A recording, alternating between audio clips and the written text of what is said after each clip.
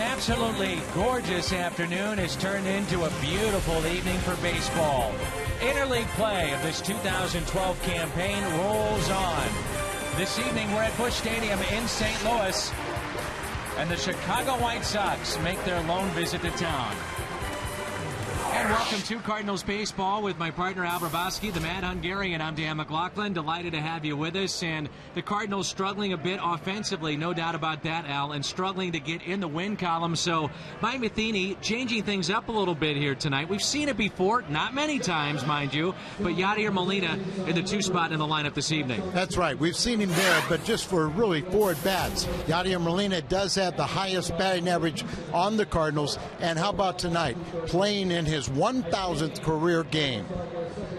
Meanwhile, Matt Holliday back in the lineup tonight, and his back is feeling good. That's right. He was put out of the lineup on Saturday with back spasms, so with the off day yesterday, he's had 3 days off. Good to see him back there, and of course Beltran in the cleanup spot.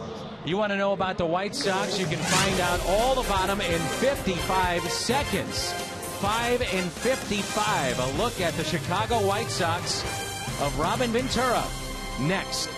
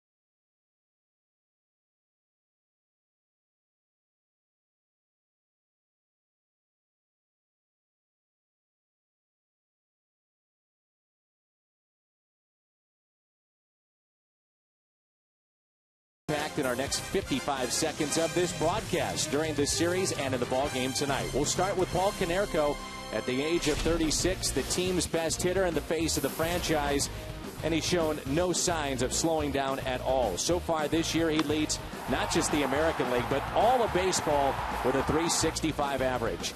Adam Dunn was historically bad a season ago. Now, whether it was his age or the change of scenery, it's over now, and the big donkey is again hitting some big home runs. 20 bombs so far this year, second only to Josh Hamilton. Dayan Viciado, nicknamed Tank, And Tank was built to hit a baseball. The young Cuban outfielder was criticized early in his career for taking too many swings, but this year, those swings are connecting. When Jake Beefy is healthy, well, he's hard to hit, but his health has been hard to maintain. So far, so good this season. 5 years after Peavy won the NL Cy Young Award with San Diego, we'll see him in this series. Addison Reed used to close games for Steven Strasburg at San Diego State. Now he's closing games with the first-place White Sox. A perfect 7 for 7 since being given the role as closer. And outside of one bad start, he's been one of the best in baseball.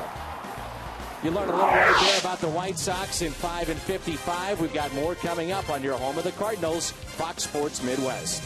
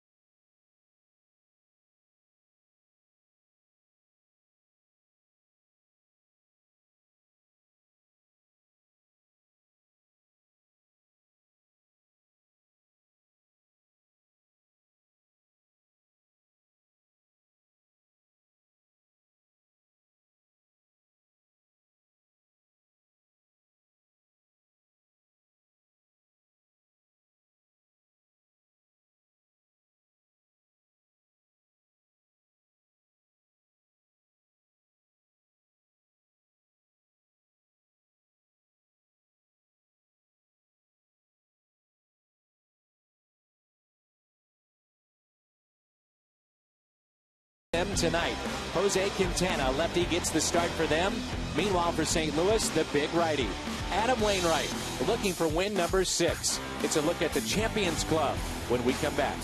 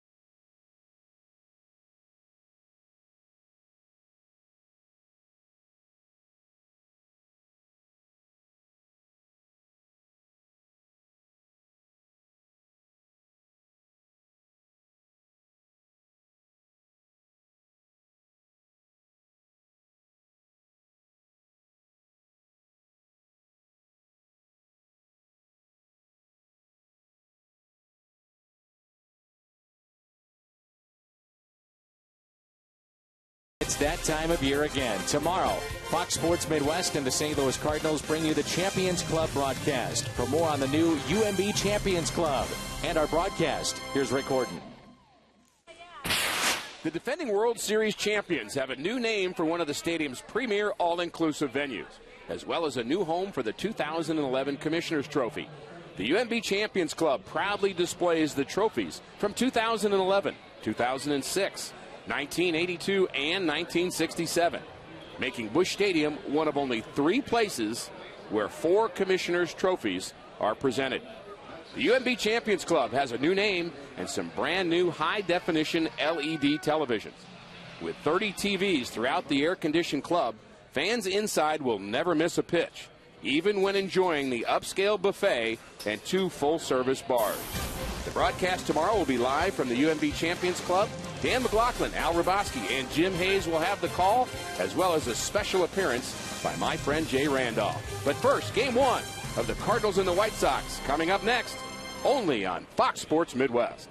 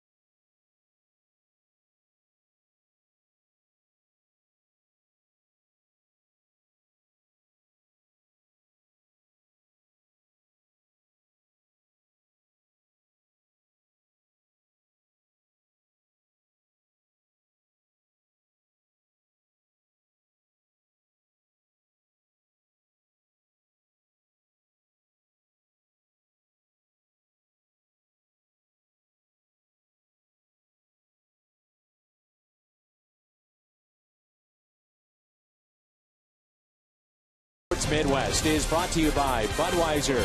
Great times are waiting. Grab some buds. By your Mid-America Chevy dealers, the #1 selling brand in St. Louis. Find us at stlchevy.com. By Dobbs Tire and Auto Centers, #1 for quality tires and expert auto service. And by Steak and Shake, just no equal. Just a gorgeous night here in St. Louis, and glad you're with us at Busch Stadium. The Cardinals at 31-30 taking on the Chicago White Sox. The White Sox 33-27. It's interleague play 2012. With Jim Hayes, Al Raboski, I'm Dan McLaughlin, and a look at the Southwest Airlines starting lineup for the White Sox. Diaz will lead it off, followed by Gordon Beckham and then Adam Dunn. Konerko leading the league at 365. Alex Rios, Pierzynski, Ramirez, Hudson, Quintana the pitcher. He's a lefty, and he'll get the start tonight for the White Sox. Right-hander Adam Wainwright going for St. Louis. Adam's been pitching much better. He's 5-3 since May the 1st. That's tied for 4th most wins in the National League during that stretch. Seeing a lot of the ground balls now. 67.6 time he'll throw a ground ball, and he's got that 2 ground balls to 1 fly ball ratio. So see, Adam can turn it around. Very little experience against the White Sox. Wainwright finishing up his warm-up tosses here tonight as we go around the horn. That's brought to you by Dobbs. Good to see Matt Holliday back in there. He's at left. Alan Craig will get the start at first base and behind the plate. Night in, night out, game after game. It's catcher Yadier Molina. Cardinals defense is presented by Dobbs. And congratulations to Yadier Molina, who Mike Matheny penciled him in the 2-hole in the batting order, but Yadi's playing in his 1,000th career game at the major league level. Rookie managers squaring off tonight. Robin Ventura, the outstanding third baseman, a number of years in the big leagues. You have Mike Matheny on the other side, the former Cardinal catcher. Stops with Milwaukee and Toronto, St. Louis, San Francisco. It's one thing to make the move with a former catcher. It's another, a guy that has no experience whatsoever. There's the first pitch, a strike, to go with Robin Ventura, the former third baseman. Yeah, Robin is 44 years of old, rookie manager, never managed any place. Even his appointment surprised him. This is ripped down the right field line and pulled foul into the seats. And how about we learn he was a former babysitter for Matt Holliday? Isn't that something? Matt was telling me that growing up, Robin Ventura was one of his idols. As he grew up in Stillwater. There's that nice breaking ball and a strikeout of Diaza to start the game. Robin Ventura was a fantastic college baseball player at Oklahoma State. He's 44 years of age, replaces his former teammate in Ozzie Guillen. And Mike Matheny, well, he just walks in and faces the challenge of replacing a future Hall of Famer in Tony La Russa. And oh, by the way, they are the defending world champions. And there's a look at the babysitter and the kid. The Rat. There you go. That was Ventura's nickname for Holliday, as Ventura playing for Matt's dad in college. Not only was he a great college player, he was the best in his final season, the Golden Spikes Award winner. Also was named the College Player of the Decade at Oklahoma State. 0-2 is the count on Gordon Beckham, who was a fine college player in his own right at the University of Georgia. The 0-2 pitch. The cutter misses outside, and it's 1-2. Beckham plays a great glove, good defense, and he's really starting to hit a little bit, but that glove will keep him in there. Ball way out in front, strikeout. That pitch at 74 miles an hour. Back-to-back Ks to start the game. Adam really has that determined look on his face and really coming out there. Good breaking ball, 74. Starts the inside, breaks down almost a 12-6, and right at the bottom of the strike zone. Here is Adam Dunn trying to bounce back after a horrific season a year ago in which he hit 159. If you project the numbers out, Al, it's just one of those anomalies in baseball, the crazy stats that you look at, but he's currently on pace for 54 home runs, 121 RBIs, but also 250 strikeouts and 130 walks. Yeah, last season, almost 51% of the time he did not put the ball in play. 2-0 pitch, and watch out.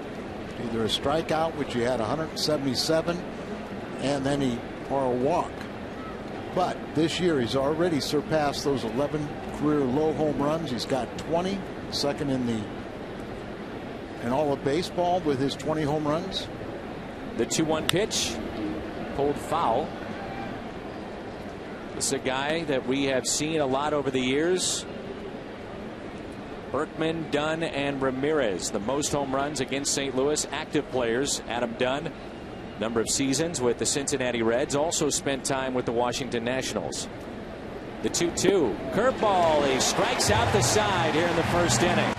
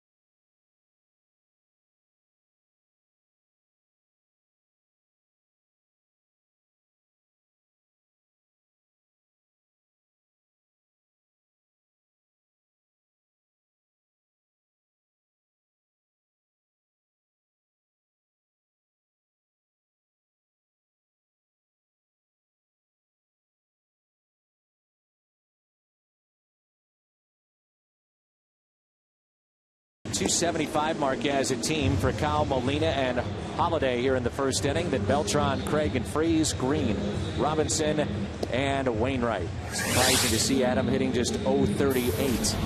Lefty Jose Quintana never spent a day at AAA. He's 23 years of age, and they really like what they've seen thus far from the lefty. Well, you're right. He's 23 years of age. He was playing at AA. He was 1-3 there, and then he got promoted to AAA.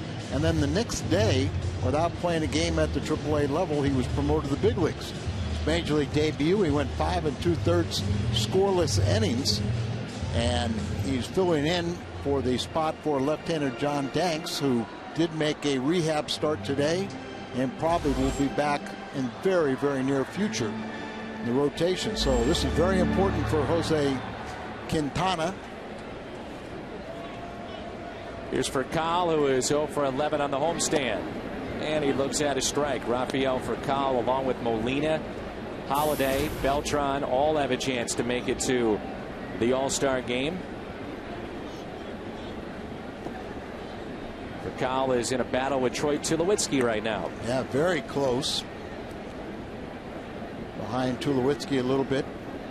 Molina's fallen to second place, so we need the Cardinal fans to get him back up in the leadoff spot. Buster Posey has moved to the top spot, and Yadi is batting second in this lineup tonight. As Al told you, just a handful of times he's done that in his career. The 2-1 pitch. 2-2. When the Cardinal offense was going at such a high rate, for Call was just on fire. But as you see now, 0 for his last 11, he's really tailed off, and as he goes, maybe the Cardinal offense goes. And that is off the pitcher, knocks it down, stays with it, and makes the play. Hard hit ball, and they'll check on him. Quintana says he's fine. Dunn, Diaza, and Rios in the outfield. Along the infield, it's Orlando Hudson, who was picked up. Ramirez, Beckham, Canerco. A.J. Pierzynski is behind the plate, and that's brought to you by Dobbs. As Al told you, this lefty filling in for John Danks, who's been on the DL since May 20th, and he is scheduled to appear back in the big leagues this weekend. His brother Jordan Danks has been a part of the Major League club as a position player. Philip Umber could be in trouble, they say, with the White Sox. Remember, he threw the perfect game against Seattle earlier this season, and the catch out there by Dunn, who's played the outfield before. No DH in the National League. Played the outfield before, but he's been their primary DH. Yeah, Umber really has not pitched well since throwing that perfect game, and they kind of feel that maybe one of the starters could be demoted to the bullpen, and then a bullpenner shipped out. But that's all subjective right now. Here's Matt Holliday, average up to 276.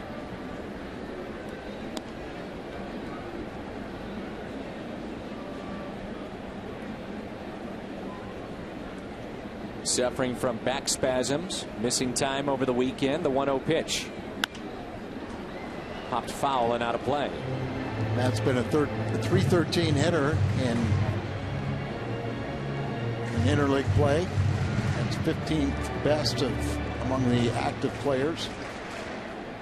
1 ball, 1 strike.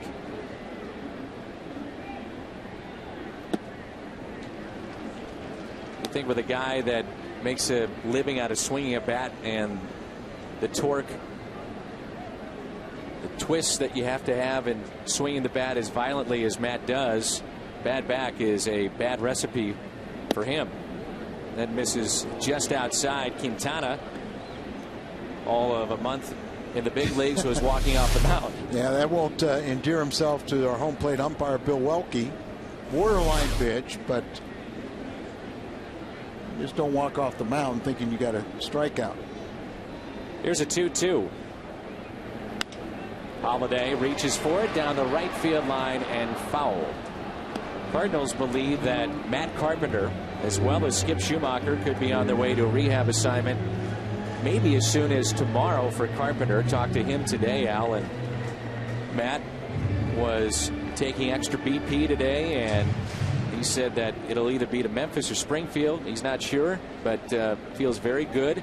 The pain is gone, and he's set to rejoin the big club hopefully this weekend.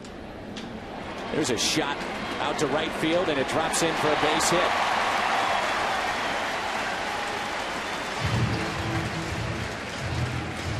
Two-out single by Matt Holliday, and it brings in the switch hitter, Carlos Beltran. Well, Matt is a line drive hitter. Good to see him back in this lineup. He was being pitched away, might have kind of looked toward out there a little bit, and drives it out to right center. Where would this club be without cleanup man tonight, Carlos Beltran, with his league-leading 18 home runs and 46 driven in. He has had some kind of first half. The homestand, 6 for 11, 545 average, 2 home runs, but just 2 RBIs. And he has a 5-game hitting streak, 8 for 18, 444 with 3 home runs. It's one of the reasons that Mike Matheny drops him down into the cleanup spot. Get him a chance to drive in some runs. Hits it sharply left side. There's a Gold Glover at second base. Orlando Hudson now playing third for the White Sox. Wainwright struck out the side in the first. He's back to work when we come back.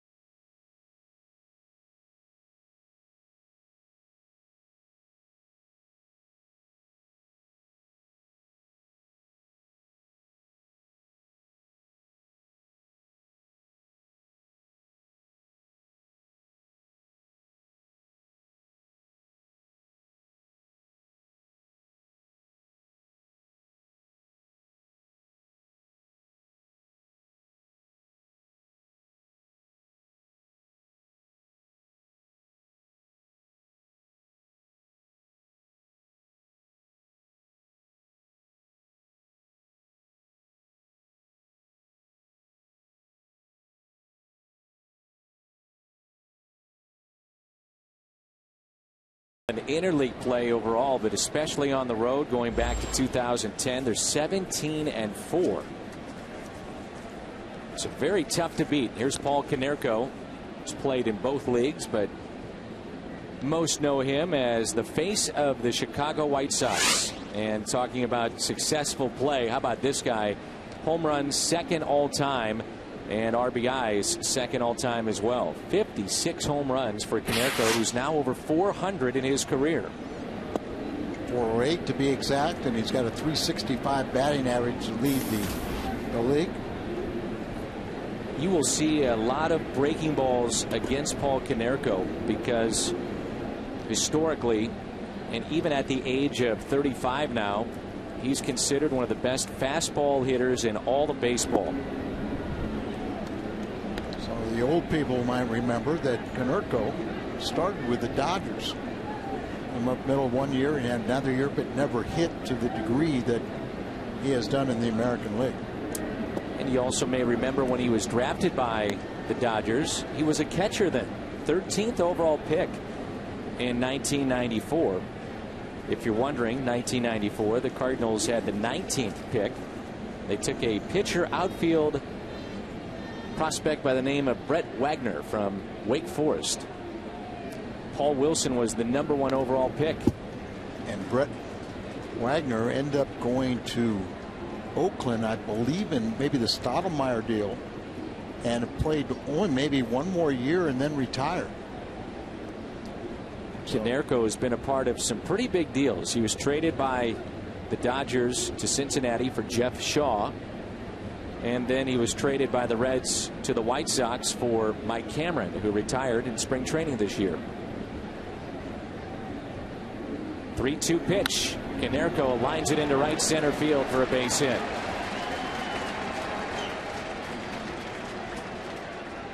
First hit for the White Sox, and it's our Toyota keys to the game. Road record this season, 17-9 for Chicago. And what stands out, Al, a couple of things. What they've done, 16-6, they've gotten so hot, but how about what they've done with runners in scoring position, nearly a 400 average. That's just unheard of. 382 with runners in scoring position. They've won 7 straight road games. They have the best road record in the major leagues. And I didn't realize Rios was this big. Seen a outfielder. It's played center field and left field, a little bit of right as well. And that's where he's at right now in batting .299. Bounce back year for him.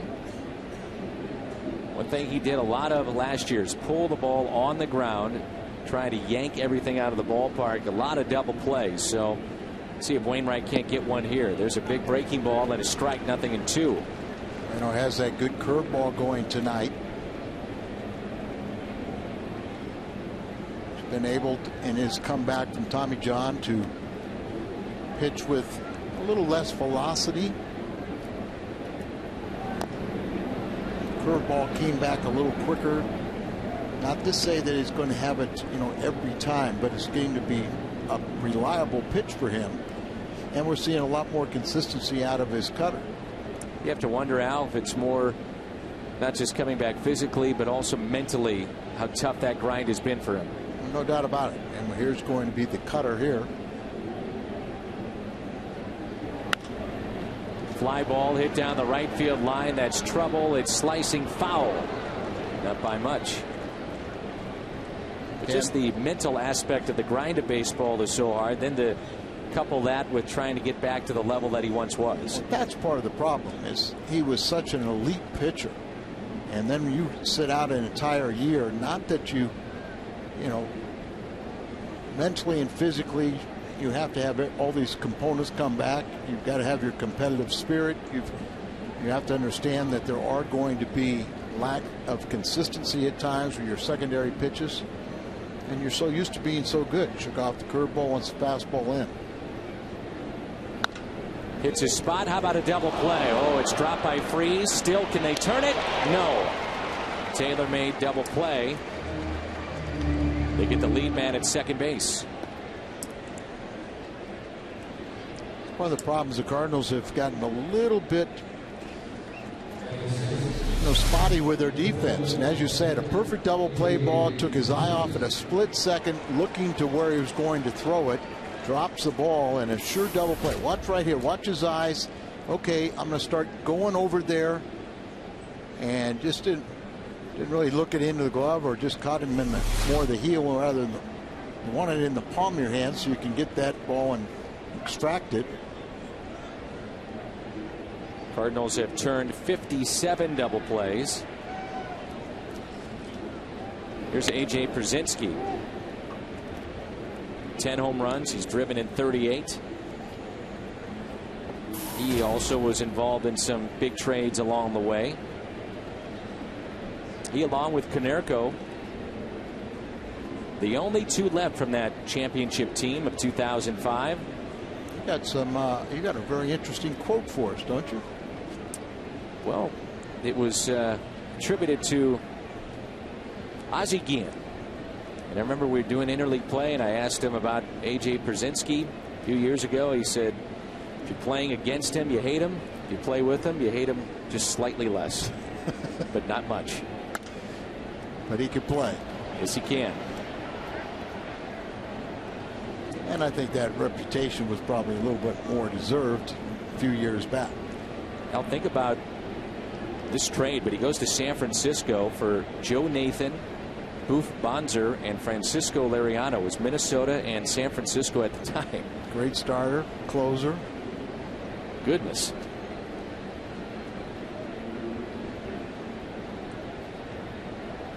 Oh-2 pitch.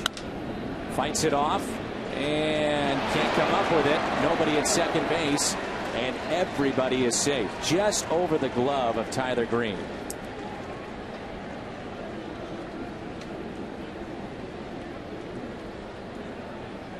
Not intentionally, Tyler probably did a good deke on the runner at first base, Rios, as it really thought that he was going to catch it, but then it clearly a little bit beyond his reach.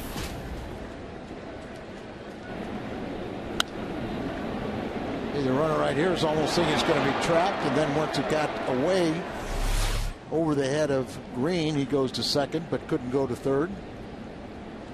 Here's Alexi Ramirez, shortstop, who's batting .224. Curveball swung on and missed. This guy is a heck of an athlete, Cuban defector that when he first arrived in the big leagues, he was their center fielder. Also played third and second, and now back at his natural position of shortstop. Got a nice contract, multi-year contract from the White Sox, but in the air, out to shallow left. Should be caught. It will be. Holiday is there for the out. And nowhere near as lucrative as some of the other Cuban defectors. Friday, June 15th. Make sure that you bring the family to Busch Stadium. Merrimack Caverns night. All kids 11 and under receive a coupon good for one admission to Merrimack Caverns. Cave tour and boat ride. Maybe hot outside here in St. Louis, but always a cool 60 degrees inside the cave. Switch hitting, Orlando Hudson, picked up from San Diego after the Padres released the four-time Gold Glover. Now playing third base for the first time in his career. A switch hitter that at the time of his release was batting .211, did have 5 triples for San Diego, and this year with the White Sox only hitting .182.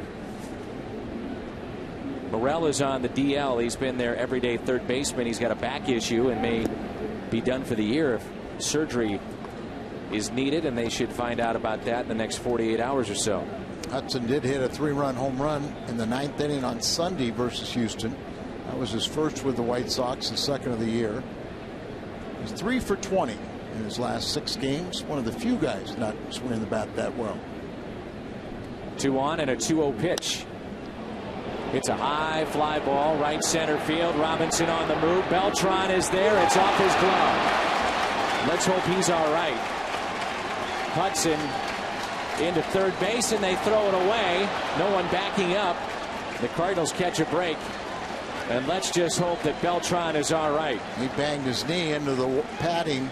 You see the imprint still on the wall.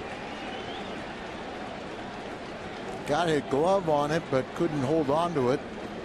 And then crashed into the wall. He is so important to this team. Still, nobody is out to visit on Beltran, and right away you could see that he was hurt.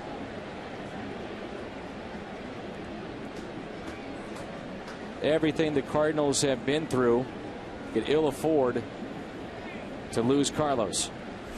Knees, ankle.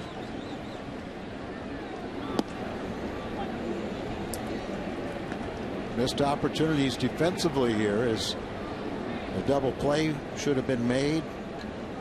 Off the bat of Rios, it wasn't. Then the little flare over the head of Tyler Green. Nothing in 2 the count with 2 down. Thought maybe Wainwright would pitch around Hudson to get to the young pitcher Quintana. Strikes him out on 3 pitches. 4th strikeout for Wainwright, but the White Sox, they strike first. It's 2-0.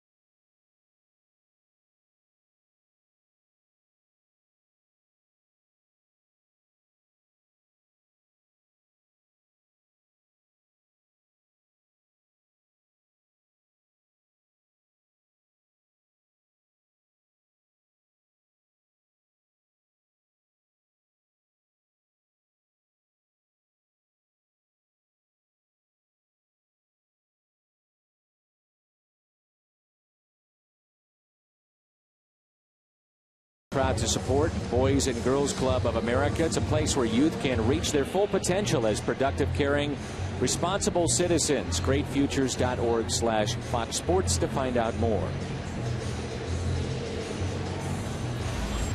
Carlos Beltran was limping back into the dugout during our commercial break as he hit his knee and body up against the wall. His ankle also twisted there.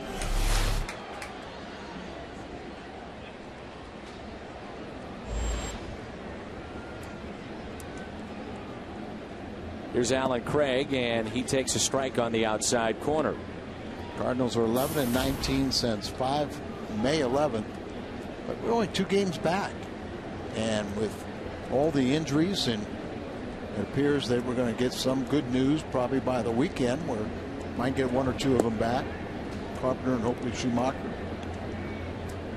Matt Carpenter, in case you're wondering. But even starting to get some good news on Chris Carpenter this week too. Yeah, we understand that he will be throwing off a mound, and he's the kind of guy that it doesn't take him all that long, if this was his spring training, so to speak, to go through that and get healthy and get back ready to roll. We saw Joe Kelly make his major league debut on Sunday and pitched pretty effectively. Liked what I saw, you know. Apparently he has a better breaking ball that we saw, but you felt like his fastball was consistent enough. He showed good poise, got in little, you know, gave up hits, got in little jams, but didn't crack under the strain and pitched good baseball. Here's a 3-1 pitch. Craig, good rip, fouled back. I think he could have gone longer in that ball game. Did have like 4 consecutive hard hit balls, and just after the 5th inning, a leadoff base hit, Mike took him out of there with the off day.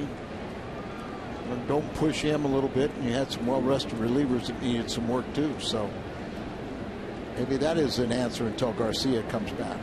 3-2 is a fair ball down the left field line. Into the corner it goes. Alan Craig just continues to produce, and it's a leadoff double to start the home half of the second.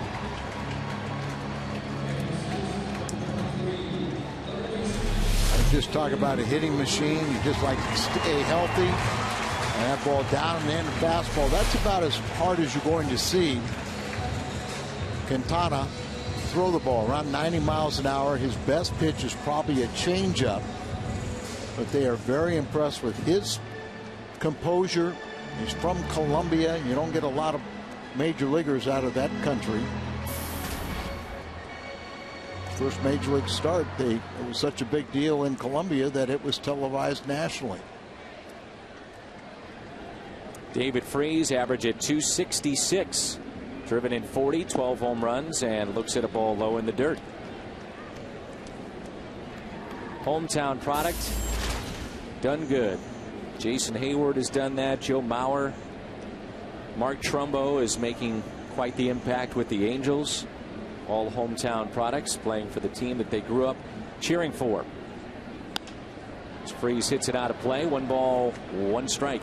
David's been hot and cold, and on this homestand he's 2 for 11, but both those hits came in his last game on Sunday. So hopefully he can go on another little tear. His production numbers are fine. 12 home runs, 40 RBIs. Big gap in left center. 1 ball and 2 strikes as Quintana has seen with runners against him. He gets a little better. Runners in scoring position. They're only hitting .176, and with 2 outs, .111. This spot, nobody out. Craig is at second base. In on the hands of David Freese, and he strikes him out. First strikeout for the lefty.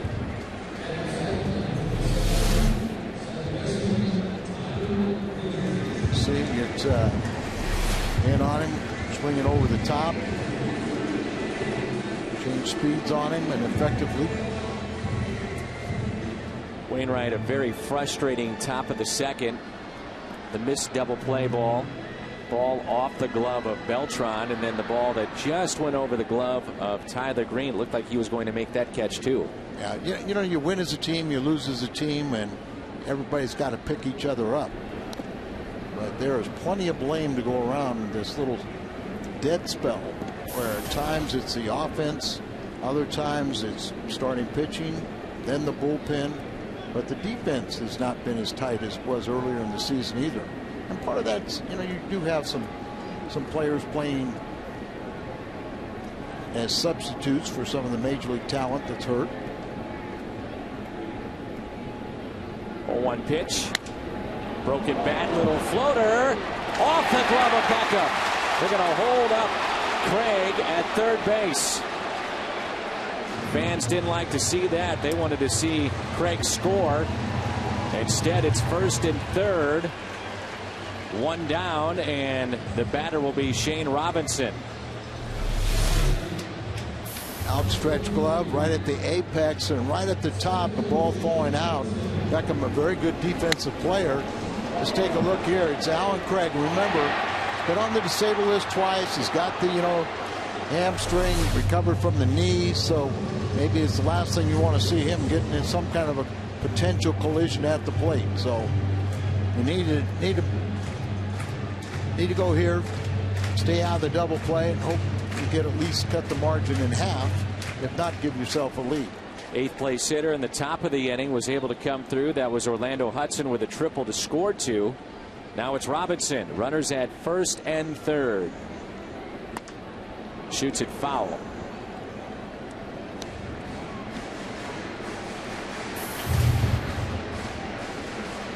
In a 4-game hitting streak, 6 for 13 with a home run.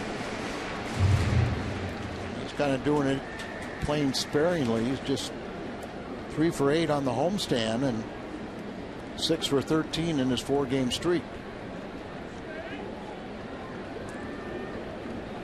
0-1 pitch to Shane Robinson. Brzezinski kept it in front.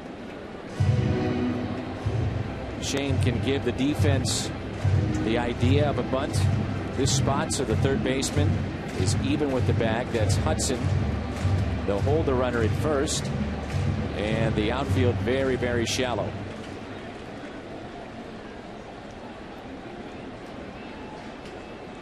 Adam Wainwright is on deck.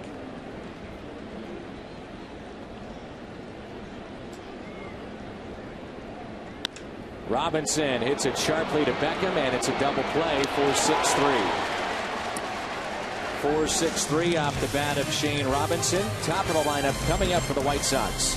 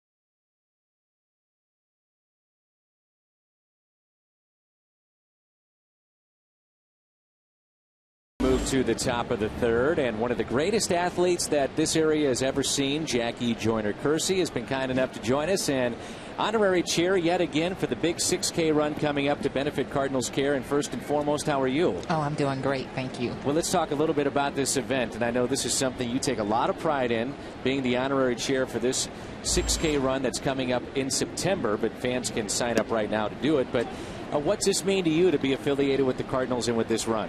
You know what? I followed Cardinals all my life, and being a part of the 6K run really makes me feel special, because I know what the fundraiser, how it benefits the community, and how many people it helps, and to be a part of this. And I was just honored to be the spokesperson again this year. And that's coming up on a Sunday. It's September 16th. The start time is at 8:06. You may be wondering why 6K, and that's in honor of the man. Yes. That's right, Stan the Man.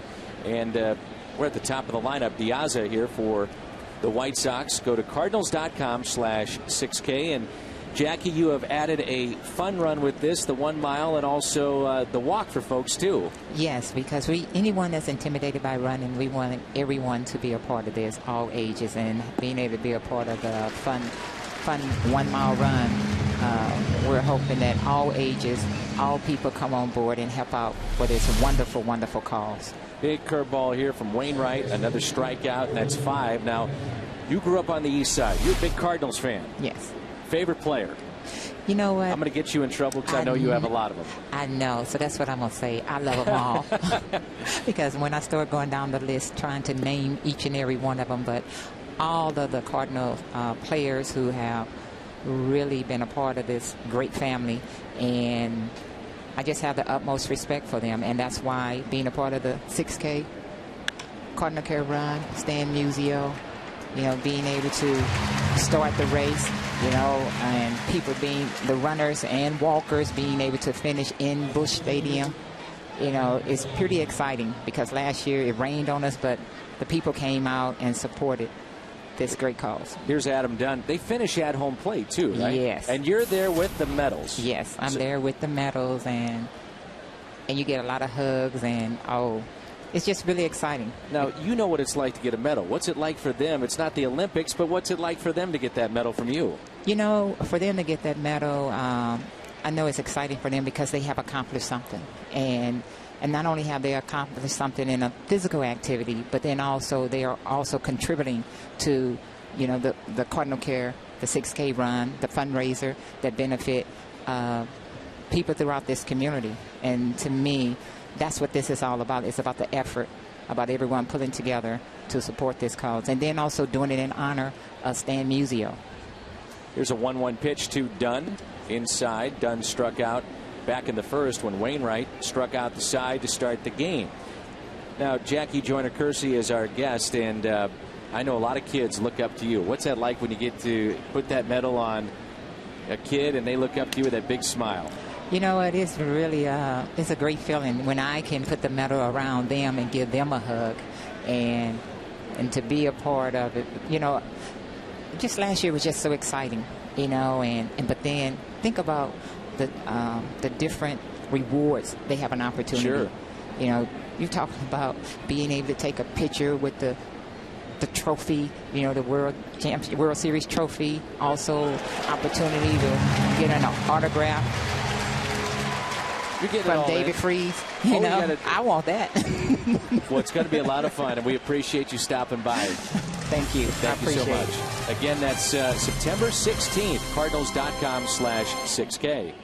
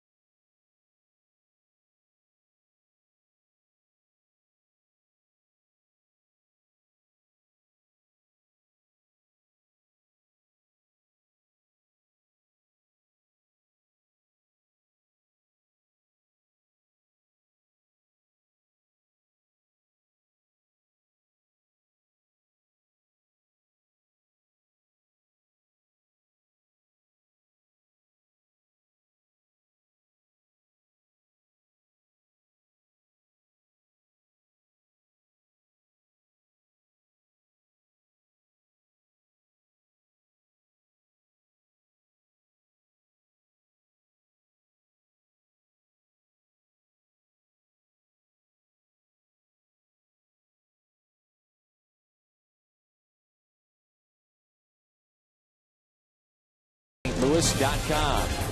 And right now at Jack in the Box, you can try the new Chipotle Chicken Club Combo for just $4.99 plus tax.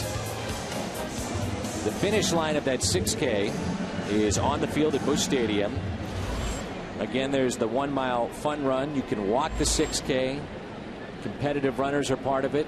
Non-competitive runners, as Wainwright looks at a strike.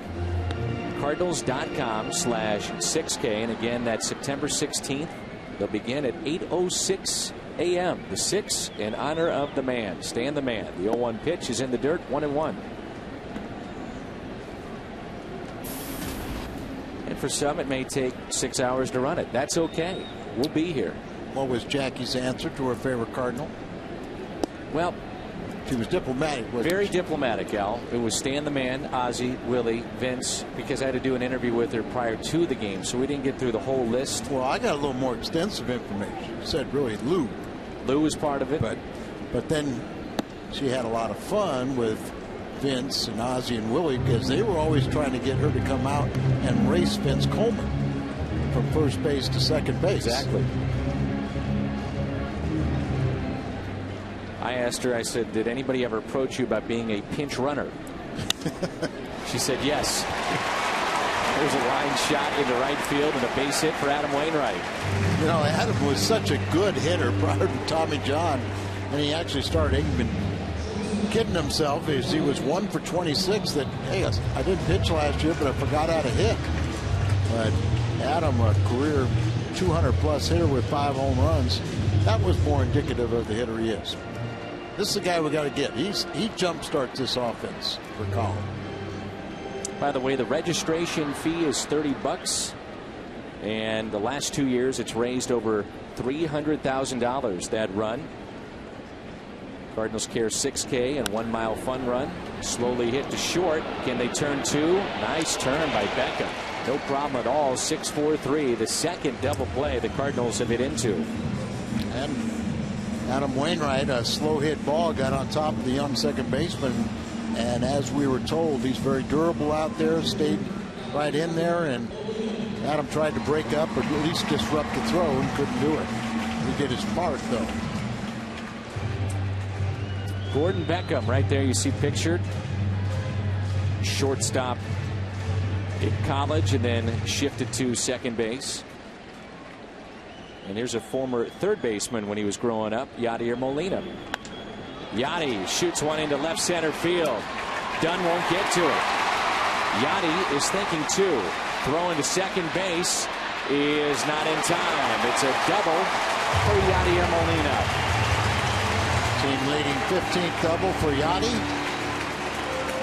And once again, let's hit those ballots and vote to up to 25 times for any of your Cardinals, but get Yadi for his 4th consecutive. Get him in that starting lineup. He's fallen to second place. And a hustling double right there. Go to the outfield side, slide to the infield side, and doesn't matter if you tag him, you don't have the ball. Holiday with a base hit into right field. First time up, he's 1 for 1. Matt is sitting on 10 home runs. 3 Cardinals in the lineup with double figures in home runs, and that's fouled back. Holiday with 10. Beltran, who's on deck, has 18. David Freese with 12. And this offense, which has been so good at times, is in a little bit of a funk.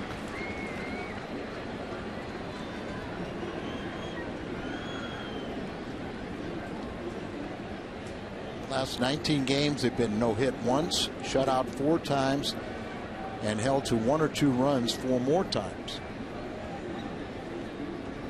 0-1 pitch to Holiday. Now it's 0-2. We're at Busch Stadium in St. Louis, along with Al Raboski, Jim Hayes. I'm Dan McLaughlin. Big crowd on hand. We're expecting big crowds remainder of this homestand, which will see Kansas City over the weekend. Hudson, a 2 RBI triple. A 2-0 lead for the White Sox as we play here in the home half of the 3rd.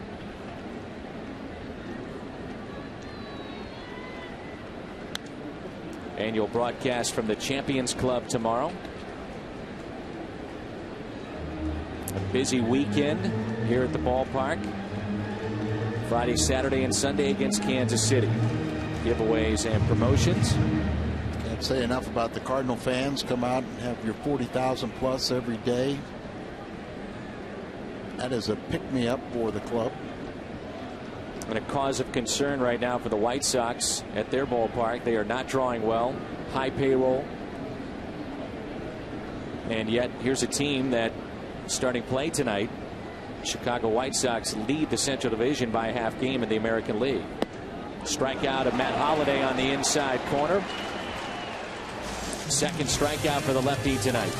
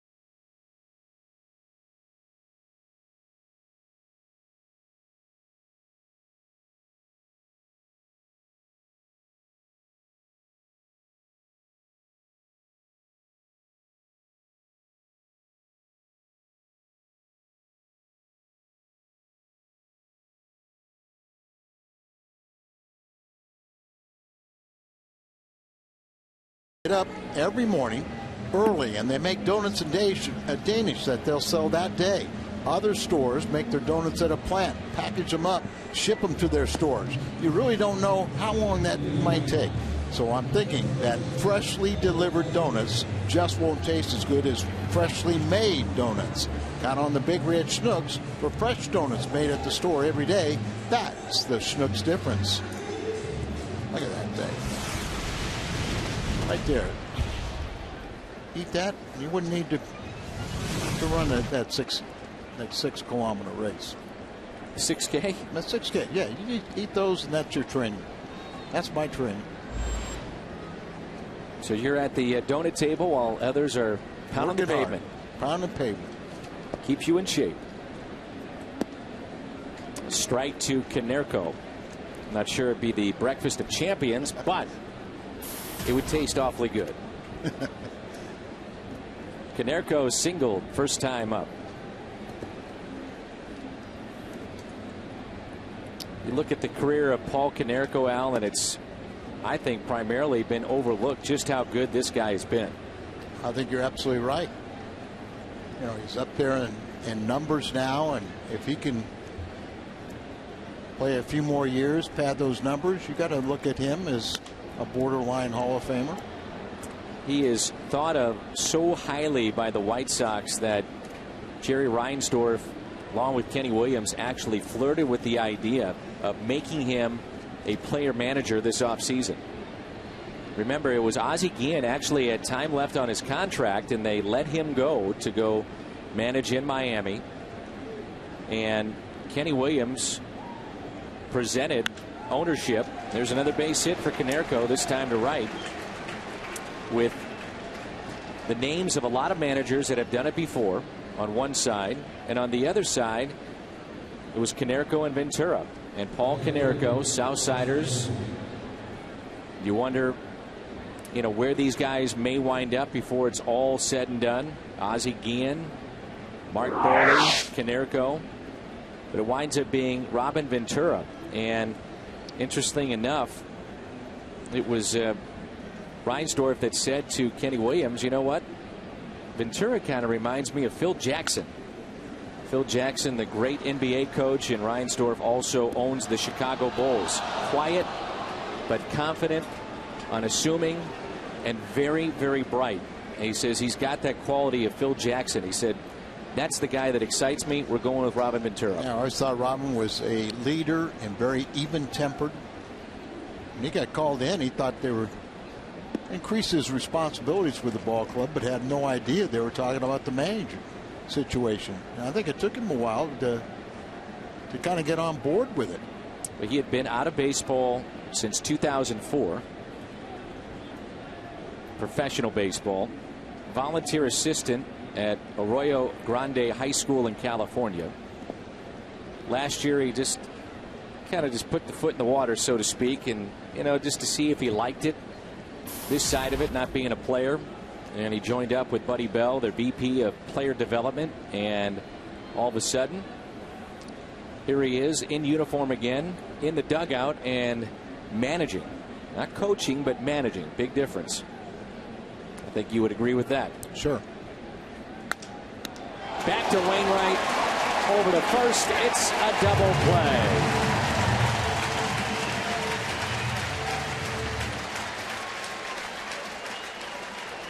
Cardinals needed that. If you're hitting the road, take us with you. Our coverage on Fox Sports Midwest, wherever you go. Subscribe to MLB.tv. You'll see every Cardinals out-of-market game live online and on your favorite connected devices in HD quality. MLB.tv. Baseball is everywhere.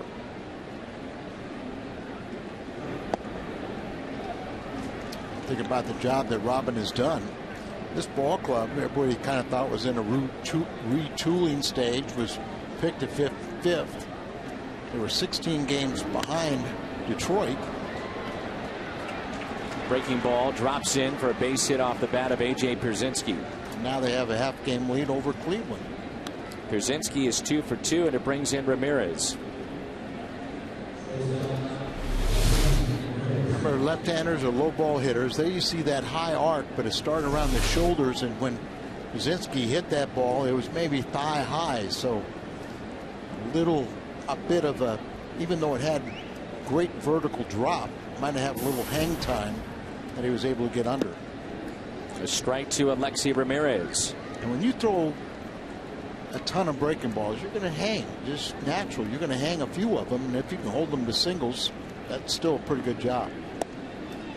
Mentioned the name of Ozzie Smith with JJK. It was Ozzie Smith, one of the players that Ramirez idolized growing up in Cuba.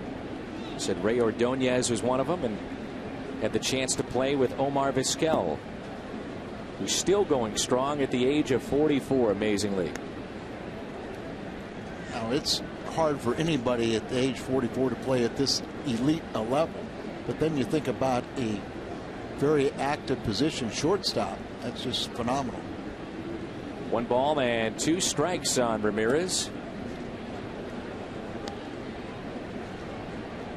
Was signed by the White Sox at the recommendation of Jose Contreras, who was his teammate for a number of years growing up, playing on the Cuban national teams. Curveball. Oh, runner goes, and it's a ground ball hit to short for Cowell. Makes the play. Speedy Ramirez gets down the line. The Cardinals have Beltran, Craig, and Freese coming up. It's 2-0.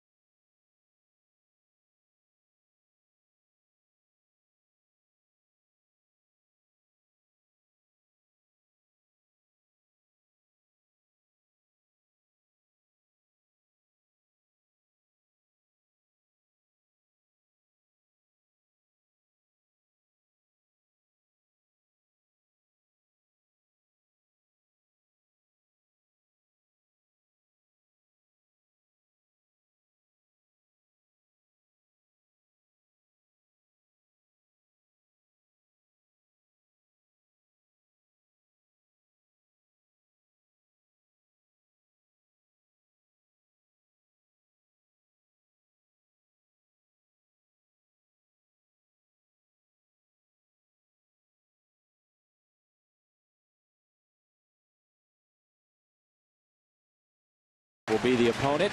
Cardinals.com/Mizzou Day. And you can take advantage of special ticket prices. Pre-game pep rally. Mizzou's spirit teams will be here. Cardinals.com/Mizzou Day for more information. Beautiful night here in St. Louis. Glad you're with us. 5 hits aside and a 2-run lead for the White Sox. Beltran, Craig, and Freeze. Beltran, remember, we saw him on that play at the wall and right, limping back in. Has not been involved in anything since then except that base hit moments ago by Pierzynski. He knows when to turn it on to go after some of those fly balls in the gap or the ones he has to come in on. And sometimes I think it's so casual for him that people think he doesn't hustle, but he does hustle. There's no question about it. And we talk about all the time when he glides through a ball, how elegant. But you're right, it can be misconstrued for lack of hustle, and it's not the case.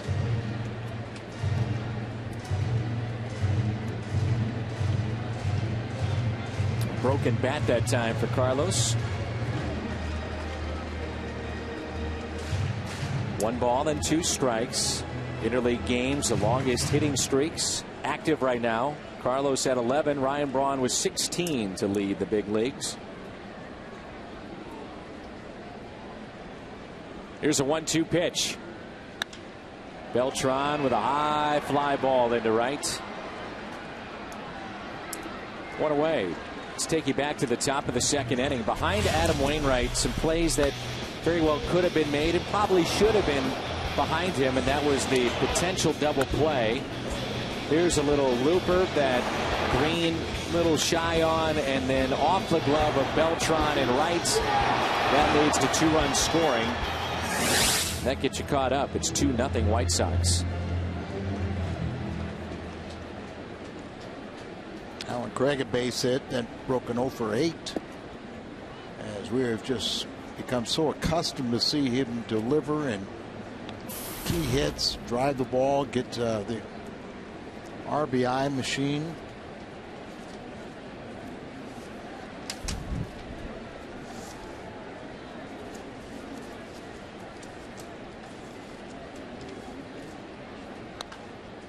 That's pulled foul. Allen at 352 following the double.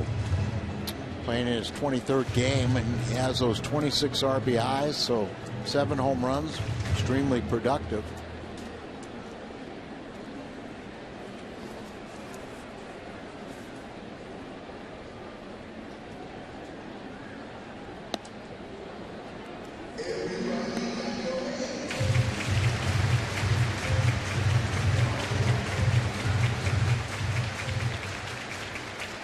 Straight away in deep for Alan Craig.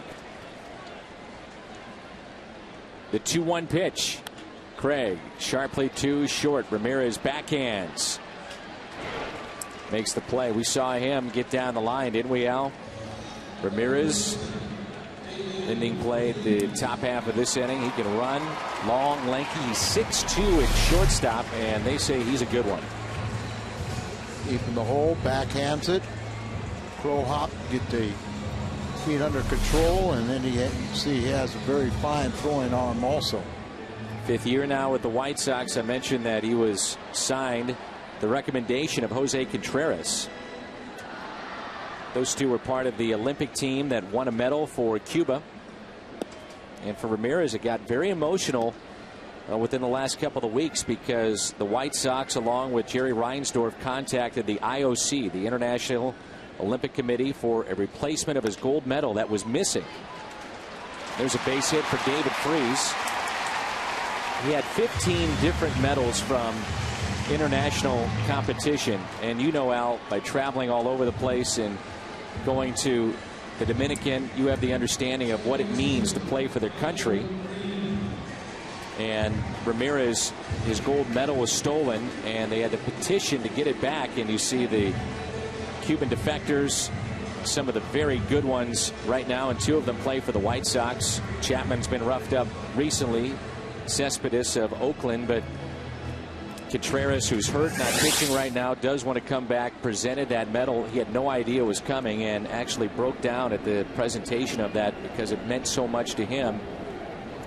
What he and his family have gone through to leave Cuba, what that medal represented to defect and come to the United States, and now he's made roughly around 45 to 50 million after this next contract is through. Pretty amazing. Well, you really, it's a great story. And say you probably lose it there and you defect to Cuba, you never think you'd ever see that. And it took some pretty significant strings to be pulled. That's a base hit. The broken bat by Green into center. Back-to-back hits for the Cardinals. 2 for 2 is Tyler Green. Could this be one of those games where a couple times he's had a couple magical games, multi-hit games, and he gets sawed off, but he hits it with authority right back up the middle and through. Now it's Robinson who hit it sharply to second, first time up, 4-6-3. He's the 8th place hitter. You have Wainwright on deck and a quick visit on the mound, I'm sure, to go over that situation. Now Don Cooper, the pitching coach, is going to come out and talk also. Cooper, recognized, a very fine pitching coach, been there for a while. He's similar to Dave Duncan, a lot of the theories of just pitching to contact.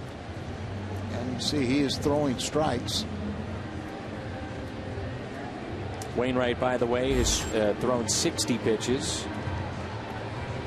Cooper was the fill-in for Ozzie Guillen once he was released out of his contract.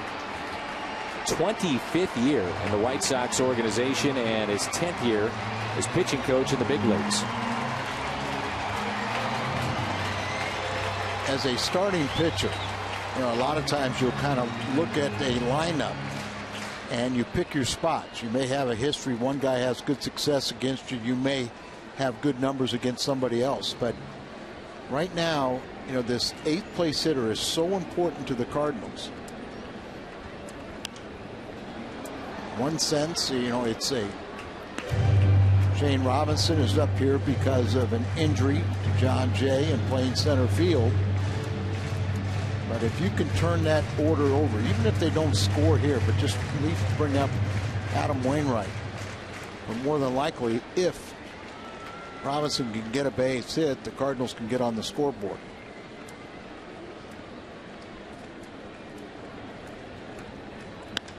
Robinson shoots it into right, and the catch is made by Rios. They leave Wainwright on deck. He's back to the mound when we come back.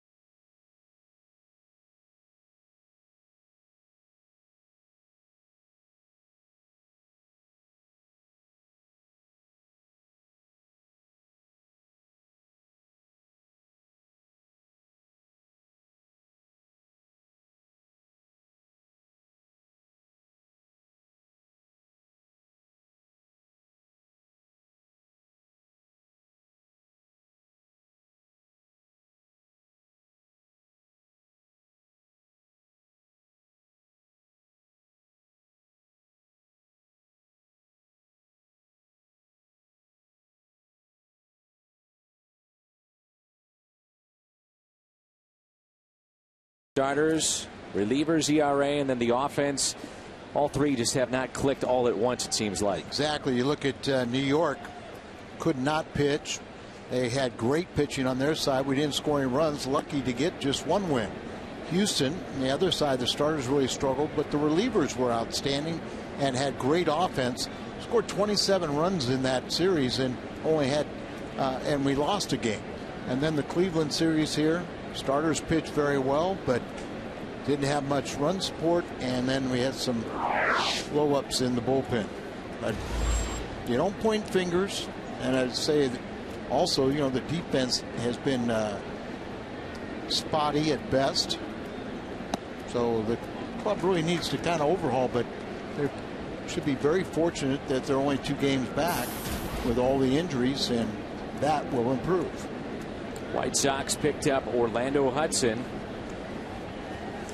released by San Diego, and he was saying the other day that he had offers to have more playing time with certain teams and to play second base, but he decided to come to Chicago. He shares the same agent as Adam Dunn, and also he talked to Jake Peavy. Those two played together in San Diego, and he thought that this would be a very comfortable fit for him. Ground ball to second, 1 away.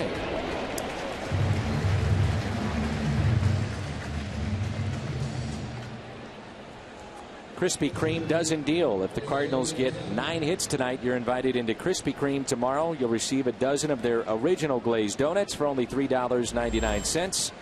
And you can stop by one of the 4 St. Louis area Krispy Kremes for this sensational deal.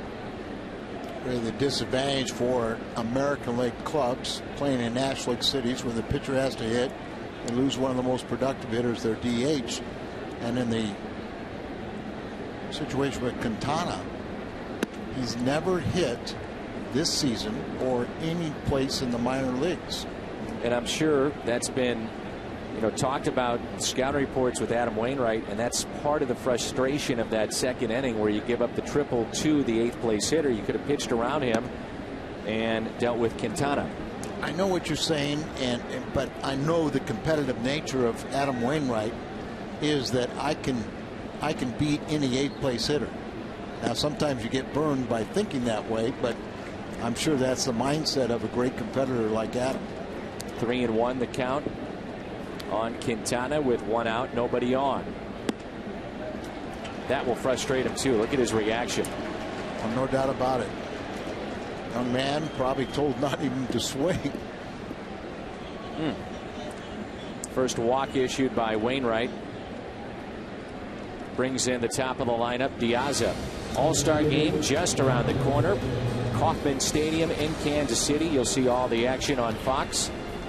Joe Buck and Tim McCarver will have the call. The road to the World Series beginning from Kauffman Stadium on July 10th. Home field advantage will be decided. LaRusso will be managing the National League Ball Club.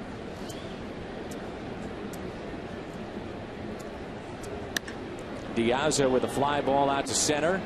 Robinson makes the catch.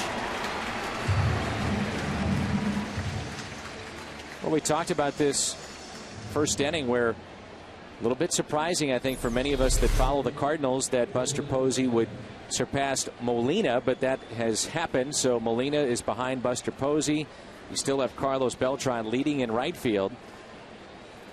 And closing in at shortstop, Rafael Furcal against Troy Tulowitzki, again July 10th on Fox. And I think Holiday is up to about 6th spot in outfield voting as they take the top 3.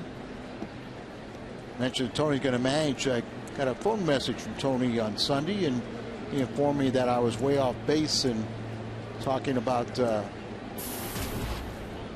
deal that sent Chris Perez to Cleveland, and so I wanted to acknowledge that.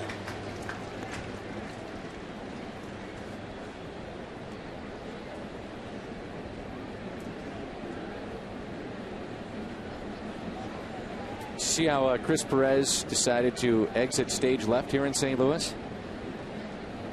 No. His he finished off the Cardinals with a save, and then his lunch decided to also make an appearance on the field. I'm kind of glad I didn't see that.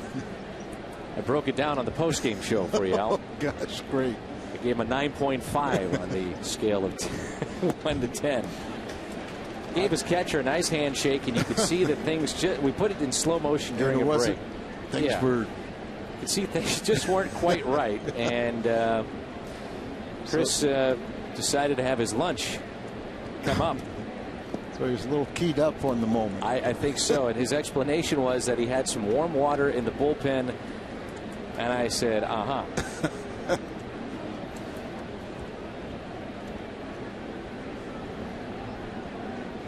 And I'm glad I missed that. 3-2 the count here on Gordon Beckham.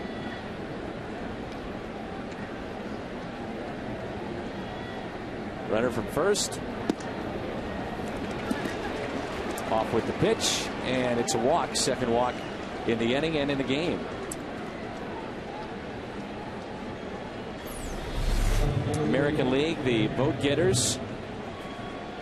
The leader, Josh Hamilton, as we saw last week, has the Texas Rangers flavor to it. Out of Texas.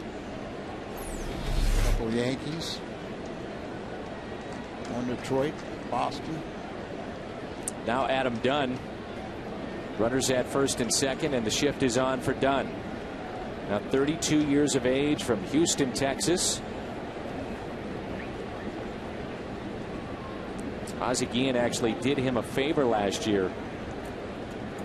Cardinals going over their defense as Wainwright stepped off the mound, but Guillen basically stopped playing him to make sure that he wouldn't qualify for the worst batting average in the history of baseball for the amount of ABs he would have taken. What is that? As Dunn pops it up left side, foul territory, and Freeze makes the catch. We'll talk about that when we come back.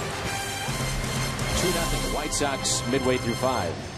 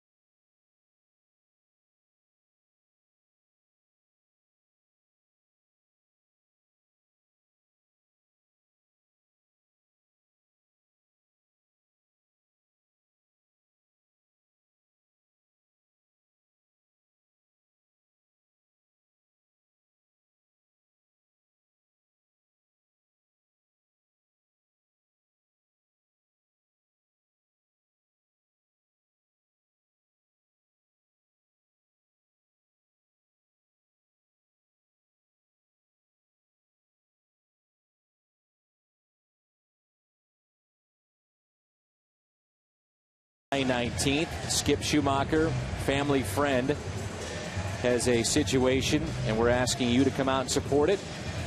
Very easy to do. Certain players will be an additional cost, but it's $10 to get autographs from the Cardinals, the Rams, the Blues. They'll all be there. And you can learn about the story of this young lady you see pictured there, babyrisa.com. Babyrisa.com. There's pictures of her. There's videos of what the family has gone through. Really is a touching story as Wainwright takes a ball. By the way, Al, you were wondering about Adam Dunn. 420 at bats is what you need. So oh, okay. He was just shy of that. But what was the lowest batting? Or he would have said it. Obviously. He would have said it, yeah. Because he was at 169. There's a fly ball out to center field, and on the move, making a fine play. Their center fielder. That's Diaz, and he can run. I met the parents of Baby Risa today, Al. Yeah, and I met him yesterday. Really is an amazing story. It's a situation where the parents, I mean, it truly is, you know, 1 in a million chance that you have the kind of situation they are dealing with. It's Krabbe disease. It is a terminal disease in which their baby will pass away between 16 and 20 months. And they are 24/7 care for the child, Risa, that requires suction to make sure she does not pass away every 5 to 10 minutes of her life. So it's pretty amazing what these parents are going through. As Fricall is hearing it from A.J. Przynski, no surprise there. He's always chatty behind the plate. And that's taken low, but please, if you have a chance on that date, the 19th of July, to support it, go on out and do so. But it's 4 million births, and 20 out of the 4 million have Krabbe disease, and it just happens to be a friend, a high school friend, the best friend of Skip Schumacher's growing up. And very nice of Mike Matheny at his golf tournament yesterday, which there were celebrities all over the place, but Mike donated half of his proceeds of his Catch 22 Foundation, which does a lot of good work here in the town, and building those special fields for special needs kids. But he donated half of his proceeds to baby Risa, and the parents were out there, and I got a chance to talk to them a little bit, and they just are so touched by all the responses left on the website. BabyRisa.com, all one word, BabyRisa.com, and you can learn about the child, the disease, what the family has gone through. Pretty amazing. Here's a 2-2 to Rafael Fricall. They wanted to make sure that people know this too, that the money that is raised, yes, will some of it go to them to help out and offset costs, which is into the hundreds of thousands, but they are going to use the name BabyRisa.com to start a foundation and also help with other diseases of kids that are, terminally ill, and it might not just be Krabbe disease, but other diseases that families are afflicted with.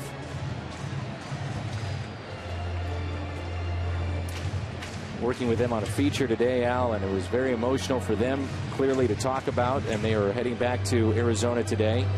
They'll be back for the fundraiser on the 19th. Skip has done a remarkable job in letting the fans know about it, and that's one of the things they wanted to express, is their gratitude, as you mentioned, to the fans of St. Louis and across the Midwest that have seen the website and left nice messages. And Skip joined us on the postgame the other night to talk about it. They said, we just don't see this with other organizations and other fan bases. They said, this is just something like, we can't even believe this. They grew up in California together and now living in Arizona. 0-2 here on Molina. I think it just speaks volumes for Cardinal Nation, and just think of how many ball players from around the country have played here in St. Louis and then make their home here because of the generosity of the fan base. 0-2 pitch to Molina. Went down to get it, pops it into shallow right. Rios is under it and makes the catch. Again, Baby Risa, 2E's.com.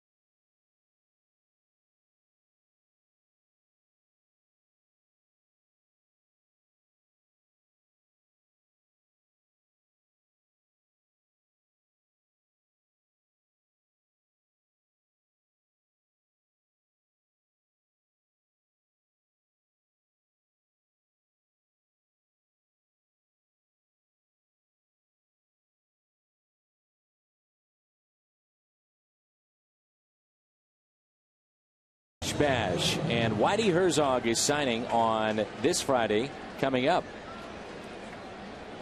Visit Cardinals.com/promotions for more details.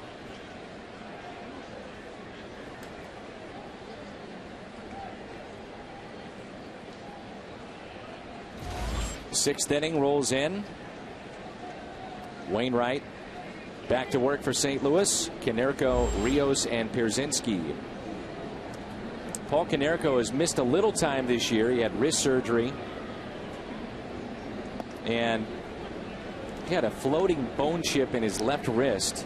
And he talked about this before the game. He said one of the chips would lodge itself in the joint that connects the hand and the wrist. And by his estimation, happened about 50 times a year. Wrist would lock up, but it never happened when he played baseball.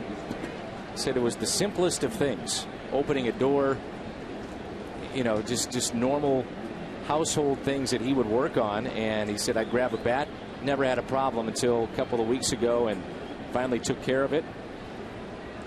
He also missed 2 games when he was hit in the face on May 18th at the Cubs. Jeff Samardzija hit him. They were pretty concerned about that, too. I would think so.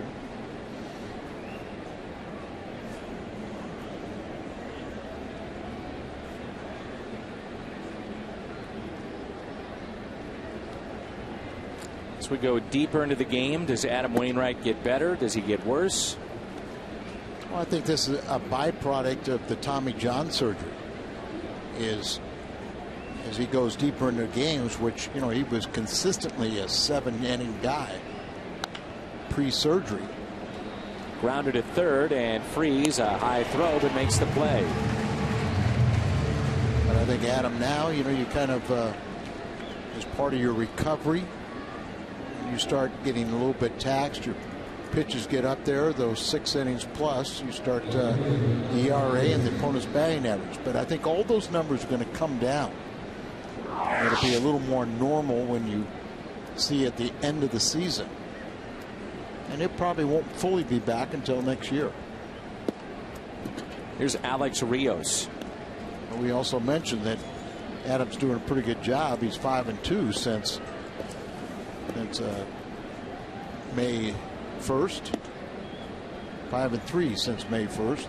That's tied for 4th most wins in National League during that stretch.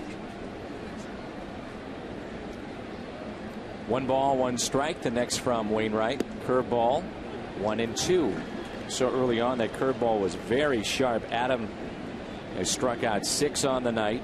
He has walked 2 and allowed 5 base hits.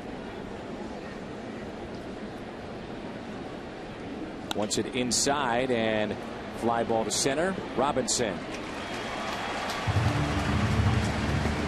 2 away, and it brings in the catcher Pierzynski. We're at Busch Stadium in St. Louis. Al Raboski, Dan McLaughlin with you. Our entire Fox Sports Midwest crew. And it brings in Pierzynski. 8th year now with the White Sox. He's 2 for 2. Konerko has 2 hits. Hudson has the biggest hit of the game. Love him or hate him, one thing you can say about AJ is that he has been pretty durable. First Sox catcher since 1955 to have at least 1,000 innings behind the plate. 7 consecutive years as he grounds out. 2 for 3 on the night. Big bats coming up. 2-0 White Sox.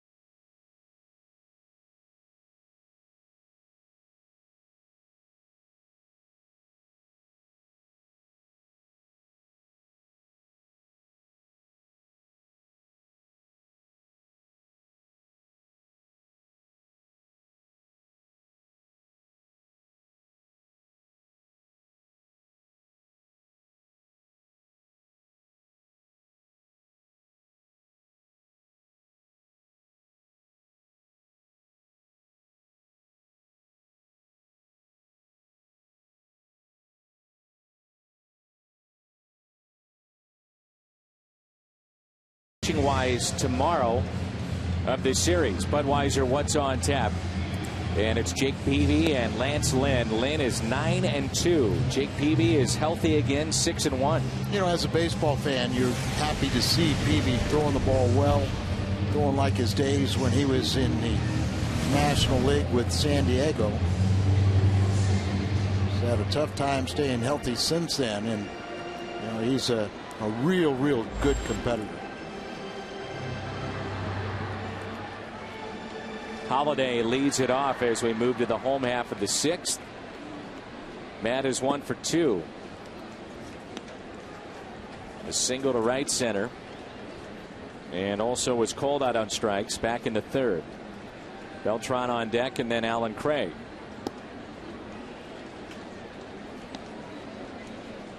The way this guy is pitching, Al, it'd be tough to send him back down to the minor leagues. He looks good tonight. For the most part, he's been pretty good his brief major league career. Like I said, it's not Holiday out to deep left. Dunn on the move. One hops off the wall, and Matt Holliday is in with a stand-up double. 2 for 3 tonight, and I was about to say it's not a given that Quintana will be going back, you know, because the possibility somebody like himself, when Danks comes back, that he could go to the bullpen, and a reliever where they've had some problems could end up in that being sent out. So he expands the zone away a little bit. Just a line drive hitter that hits for a high average and with power. Just one hops the wall.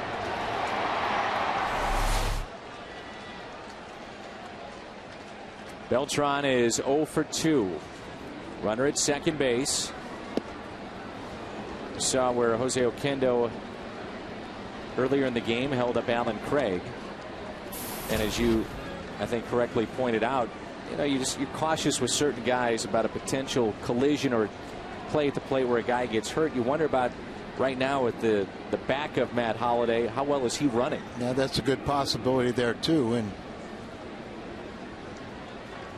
I think you'd be more inclined to send Matt Holliday. But I'll say one thing: I will never question Jose Oquendo for holding somebody up, because we know he's as aggressive third base coach and the best third base coach I've seen around since I've been broadcasting. That's almost 3 decades. So Jose knows that part of the job of being a good third base coach is on occasion you get a guy thrown out, but you'll get a lot more success than you will failure. In on the hands of Beltran. A strikeout, the first of the night for Carlos. Came in there and he just really swung right over the top. I think all his entire intentions was trying to push the ball the right side, and then it makes that perfect pitch in there, and just really wasn't ready for it as it kind of locked him up, thinking he'd be able to at least advance Holliday with nobody out, get him over to third, but it just didn't happen. Nate Jones. They like this guy, hard thrower. They say he's got a very good slider. He's getting loose.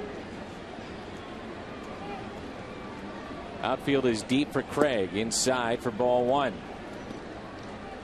Alan Craig with a double down the left field line back in the second inning, and has grounded out to short. 1 for 2. Struck out Beltran on a good pitch inside. You get a little tired, you try and go inside to these right-handed batters. You don't get quite far enough in, and they hurt you. Hopefully that'll be the case.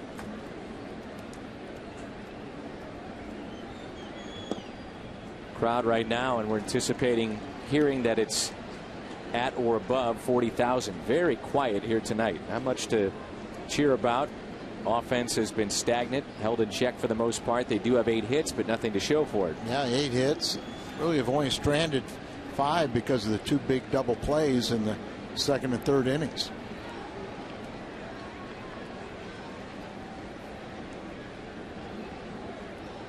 The 2-0. Craig up the middle, past Ramirez into center. Holliday will score. Cardinals get on the board. It's now 2-1. Alan Craig with RBI number 27. There's your applause, Dan. As Alan Craig, who is just an RBI machine, picks up the second hit. First RBI, 27, and he's played in fewer ball games than that. Just up the middle, young shortstop, a great range, playing in the hole, couldn't get the ball up the middle, and then that'll guarantee the ball being on the ground. Holiday, he can score easily without a play. You know, what's kept this only one run with the Cardinals as they have 9 hits is the fact that this young 23-year-old left-hander hasn't walked a man. He mixed in a couple walks here and there, and it's you know, a lot more production for the Cardinals. Freese does have a single tonight back in the 4th inning. 1 for 2. Shoots one foul and out of play. 4 of the 6 innings, the Cardinals have had at least 2 hits. But because of no walks and a couple double play balls, they couldn't get on the scoreboard until that RBI single by Craig.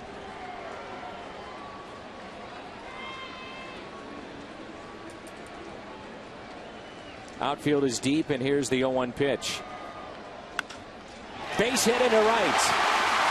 Craig will stop at second base.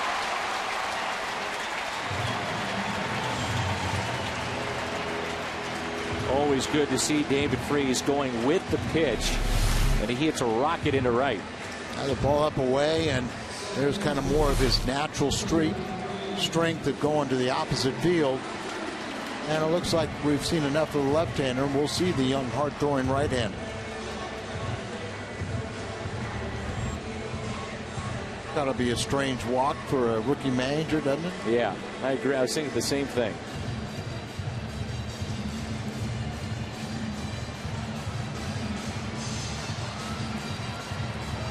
That's it for the lefty. The Cardinals will get into the bullpen of the Sox. Hard throwing Mr. Jones coming in when we come back. Tyler Green due up with 2 on, 2-1 White Sox.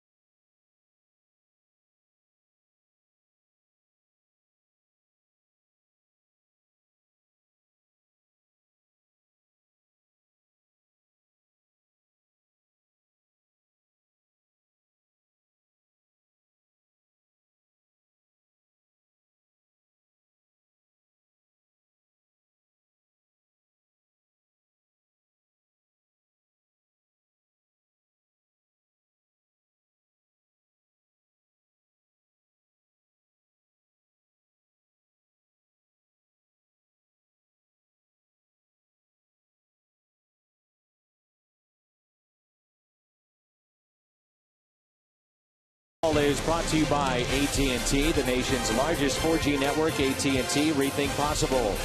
By O'Charlie's, 2 for $20. 1 appetizer, 2 entrees, just $20 only at O'Charlie's. And by Ford, the official vehicles of the Cardinals.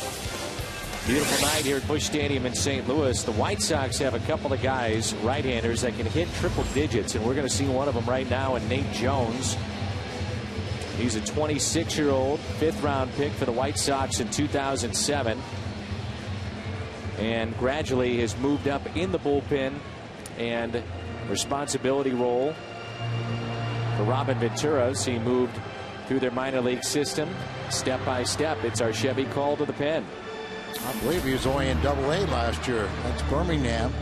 But you can see 23rd game. He's had 18 scoreless of the 22, and he's among leaders with his 30-plus innings.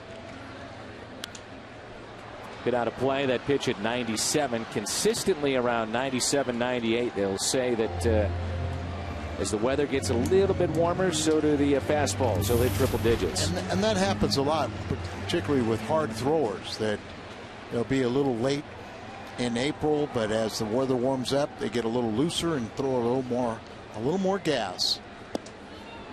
He is from Butler, Kentucky.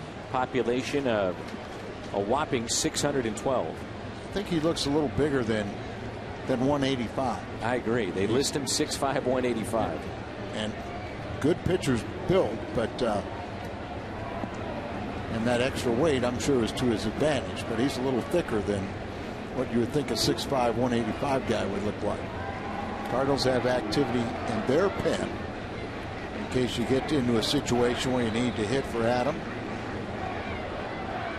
The other one that throws triple digits at times, Addison Reed, who's now their closer. Yeah, they have a bunch of rookies in their bullpen, and it's Salas who's warming up for the Redbirds.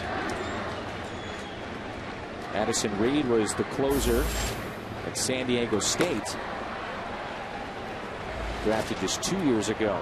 Yeah, but he didn't close for anybody special. Steven Strasburg was pretty good.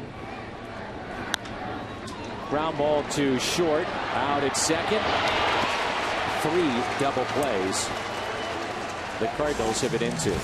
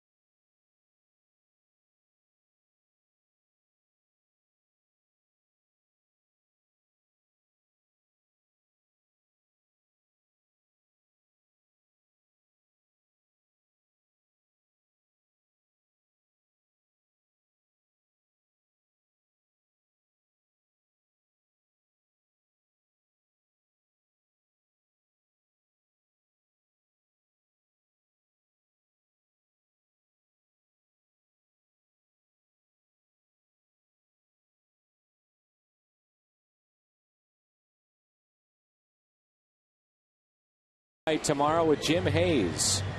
Do that for homestands, and tomorrow the guest will be former Cardinal and White Sox pitcher, world champion of the White Sox in 2005, Vianney High School's very own Cliff Polite. Saw Cliff and his wife and 2 of the 3 children tonight, and he was reminiscing with a lot of his old friends and teammates. Cliff played a vital role in that 2005 team, the main setup man for Ozzie Guillen's club that swept Houston en route to the World Championship. Alexi Ramirez, 1 ball and 1 strike. Remember, he tried to make it with the Cardinals at the very end of his playing career and had shoulder issues. Ramirez, Hudson, and out, caught at short. We'll see if Robin Ventura sticks for another inning with the hard-throwing right-hander. It goes back to his bullpen. He's got a lefty getting loose right now. Yeah, I'm sure he'll pinch hit for him. And it appears that the tank is going to pinch hit. Heard about him in our 5 for 55. He's on deck. We'll talk about him when he comes up. This is Orlando Hudson, the switch hitter. 5 and 55 is done during our open segment, getting ready you ready for baseball, and Dan Hyatt puts that together.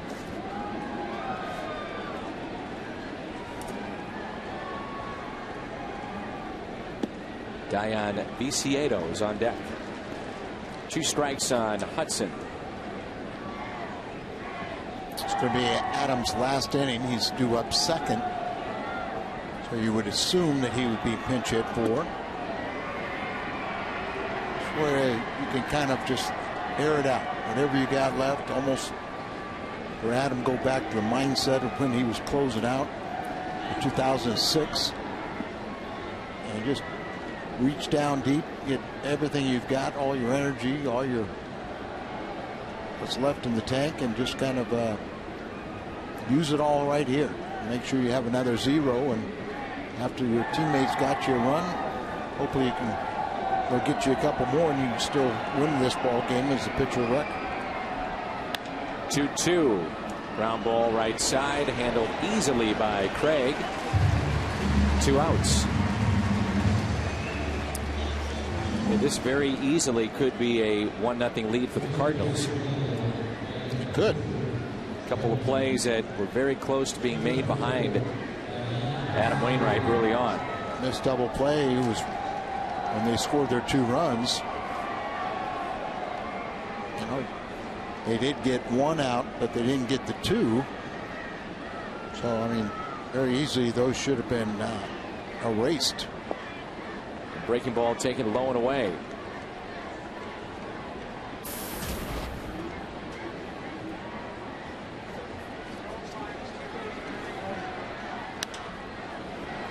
Fly ball hit down the right field line. It's slicing foul and out of play. Zipchinski getting loose. Got out of a jam on Sunday, and hopefully that was an outing for Zipchinski to build upon.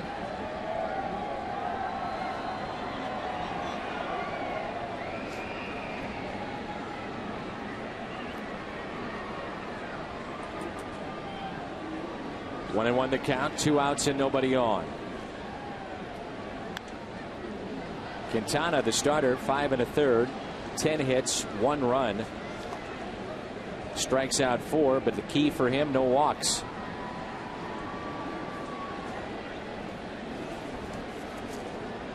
Rookie managers squaring off tonight. Ventura and Matheny. 1-2 pitch. Called 3rd strike. Nice way to end it, if indeed it is his final inning of work. Time to stretch here at Busch Stadium. It's 2-1.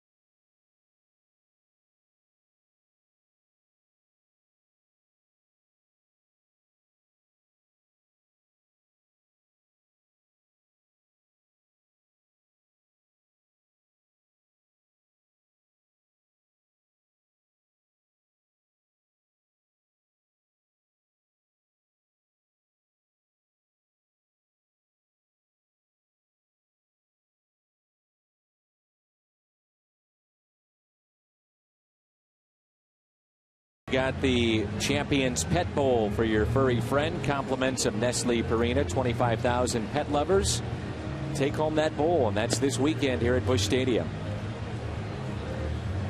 We've got 3 lefties in their bullpen. Chicago White Sox. And we'll see one of them right now, Matt Thornton. Robinson leads things off. Wainwright is on deck.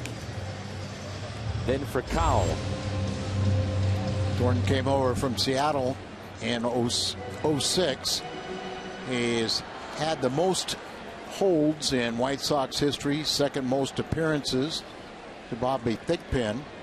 Great closer for the White Sox.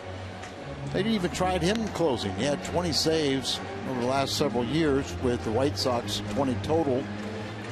But they felt he was not the answer, so they've gone to that young rookie, Addison Reed, right now as their closer. But Thornton is their 7th, 8th inning man.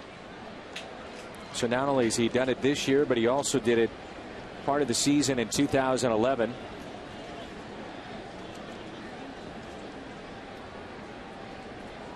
Most saves in 1 year was 2010 when he had 8. That's hit out of play. 96 on the gun from the lefty. So 3 lefties for Robin Ventura. A real luxury when you can do that, have that balance, and if you want to go lefty righty matchups all the way through, you can when you have those 3 left-handers.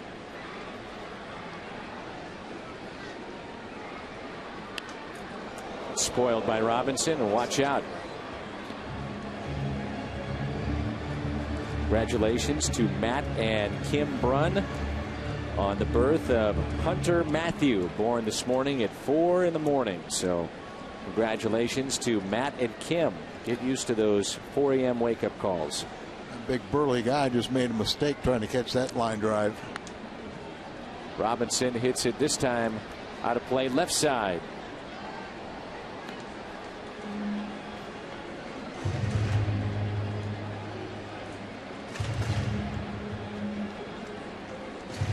Checking that bat.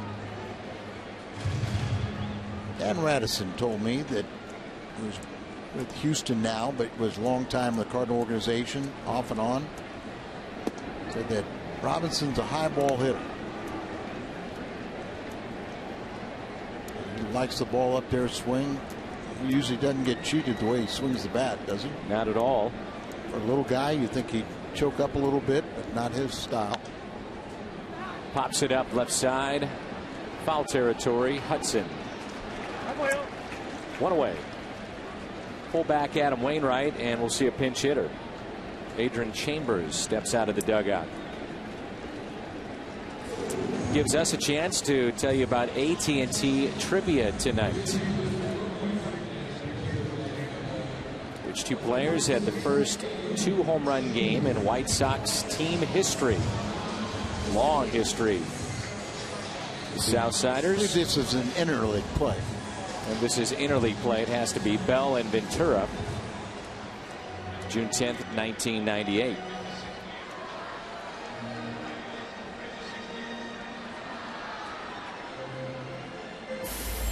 Chambers playing with a short bench. Mike Matheny sends a lefty against the lefty. And now they'll counter and bring in a right-hander. Cooper, pitching coach, out to talk. They got a right-hander warming up because you think the lefty would face a lefty, but you never know. That's another guy that has seen the possibility of just trying to make the team. Jesse Crane out in their bullpen, then thrust in the position of possibly being a closer, setup man. Wainwright tonight, 99 pitches, 7 innings, 2 runs, 5 hits. He walked 2, strikes out 7. And pitched very effectively. Don Cooper just went out and gave a scouting report to Thornton on Chambers. Hudson playing in at third base.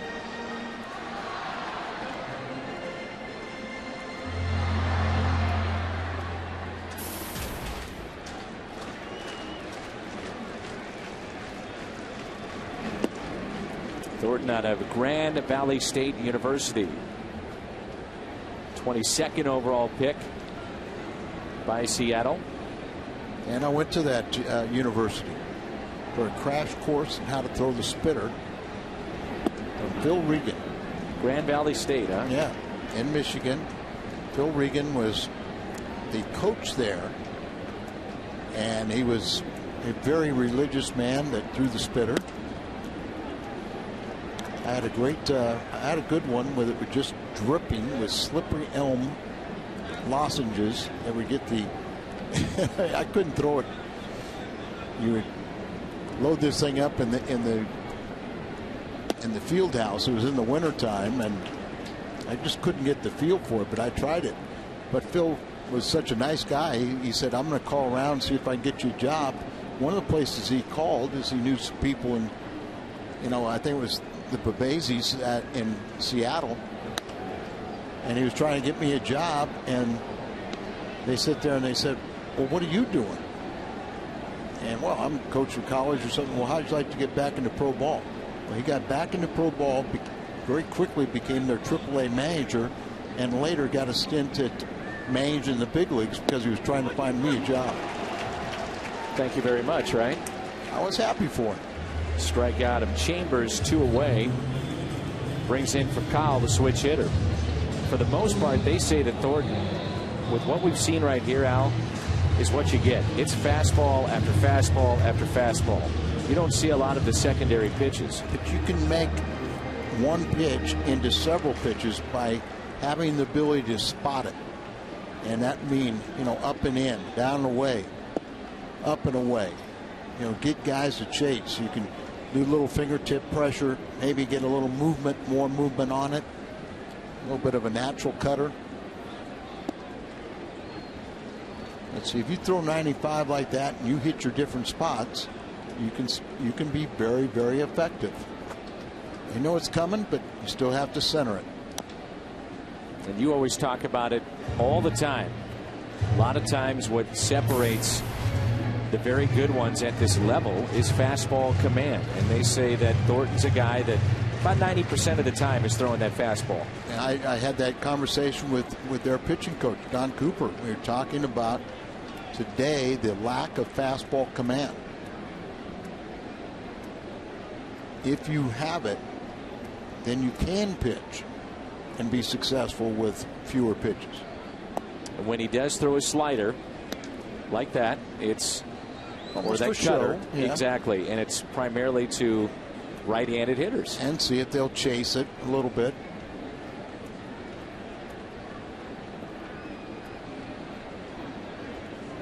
Ball it up, back to back. Nice 3-2. If your scouting report is accurate, Vercall knows he's going to get a fastball. But still knowing you're going to get a fastball and doing something with it, it's a tough job. Ground ball too short. This should do it. Nice work by the lefty. For Kyle retired, and he is hitless tonight. Sends us to the 8th, and the top of the lineup coming up for the White Sox.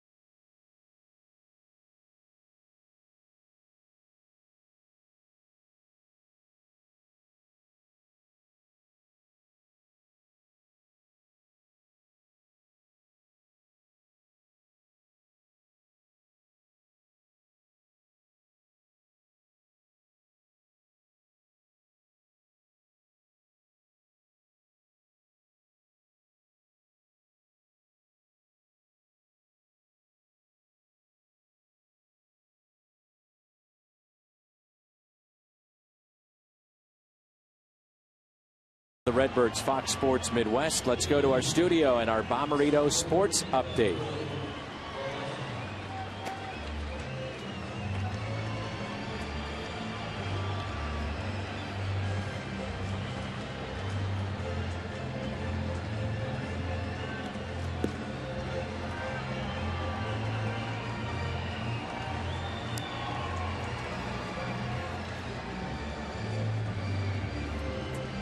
Interesting to see what may happen with Zach Greinke, what teams would offer him. He's a free agent to be, and you'd have to think, Al, it would be lower market teams. Well, and the one thing too, because of some of his problems with, media and different things but also, look at his record at home and versus on the road. Yeah. But Zimchinski coming in for the 30th time, starting to put things together a little better. He had a couple rough appearances on that road trip, one in Atlanta and then in New York. Even though he got the win, he blew a save. But last couple outings have been much better, and you just build off of that. Good outing for Wainwright. Once again, he deserves a better line than what it is. 1 ball, 1 strike. Zimchinski, it's been an up and down season for him this year. Remember last year, first season primarily out of the bullpen in the major leagues. Here's a fly ball then to left center, and that'll get down. Alejandro Diaza, he can fly on his way to second base, and he will stop there. The Cardinals hold him to a double.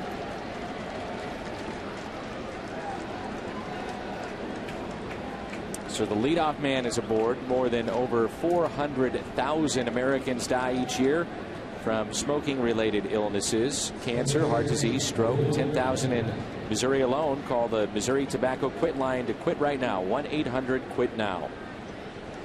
Zimchinski has been having a little trouble with, we just talked about Thornton primarily throwing one pitch. Well, Zimchinski, who has started at the major league level, has a lot more weapons, but sometimes he's getting beat on his third best pitch. He's using his changeup and he's getting beat a little bit more. Strike 1 on Gordon Beckham. He struck out, lined out, and walked. For the Cardinals' late innings, Zimchinski has got to be effective. Stating the obvious, but his role is magnified in the fact that he is the primary lefty out of the bullpen. Right. You do have a second lefty, Freeman now, but very inexperienced.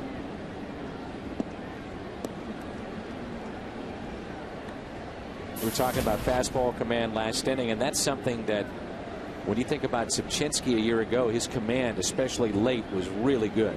And against left-handed batters, where this year he's lost quite a few of them. But he's very capable of retiring right-handed batters, so you can leave him in there. Boggs is warming up, and you have the left-hand hitting done on deck. There's Mitchell. That's why I was saying his last 3 outings have been much better. Off the end of the bat into center. That'll drop for a hit. Will they test Robinson? They will. Fires to the plate. It's cut off. Throw to second. They got him there, but the run scores. It's back to a 2-run lead, and it's 3-1. The White Sox on top. Alan Craig did the right thing in cutting that ball off. There's no way they're going to get Diaza at the plate. But Diaza with that great speed. He sees that this ball is going to get down. Robinson tried to deke him. But you can see this kid flies. Wasn't the strongest throw, so Robinson tried to act like he was catching it. Then he gets it. He fires it in. It's right there. So Alan Craig sees the runner trying to advance, go to second, did the right thing, cut the ball off, and threw him out at second base. Could look at myriad of numbers. The season of Adam Dunn last year, and maybe one that stands out besides the season totals overall, is what he did against lefties. 0.64 average last year. He was 6 for 94 against left-handed pitching. He had no home runs last year against lefties, and I think he has 3 or 4 this year. Many times all or nothing with Adam Dunn. And I don't know, but Wainwright struck him out twice, popped him up to third base the third time. That may be the first time Adam ever retired him 3 straight times. He had really, Adam didn't give up any home runs to him, but he hit 444 off Adam prior to tonight. The shift is on. The 3-0 pitch taken for a strike. Dunn in his career has homered every 14.5 at bats, fourth best. Pujols, Tomey, and Howard ahead of him. But this year it's every 10.6. Strike two.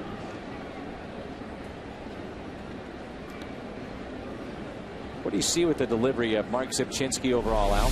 Well, sometimes, you know, it gets kind of flies open a little bit. You know, the arm will be dragging. A lot of times he'll leave the ball up and away to a left-hander. He had a rare, kind of an interesting thing on Sunday. He relieved Joe Kelly as they went to the same college, and Kelly was the all-time saves leader, and Zipchinski was the starter there. Cardinals also have another pitcher in the organization that played on that UC Riverside team, and the Giants have a player from that team also. There you see young Kelly. Ouch.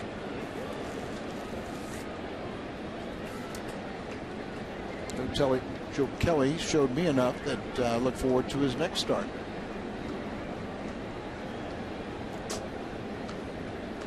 Crowd tonight of 40,972. 40972. Wow. High towering blast off the bat of Adam Dunn. My goodness. When he hits him, he hits him. Wow. Oh, it's just that high trajectory, and no doubt about it, there's our buddy Super Joe McEwing, coach at third base there, and was also interviewed for the Cardinal job. So Zipchinski just didn't have it today. 3 batters faced and 3 hits, accounting for only 2 runs though. So look at that hanging breaking ball, and look at the knees slump on Yachty. Puts his head down. Beltran's just looking back to see how far it goes. Nissan drive of the game, Adam Dunn with home run number 21 this season.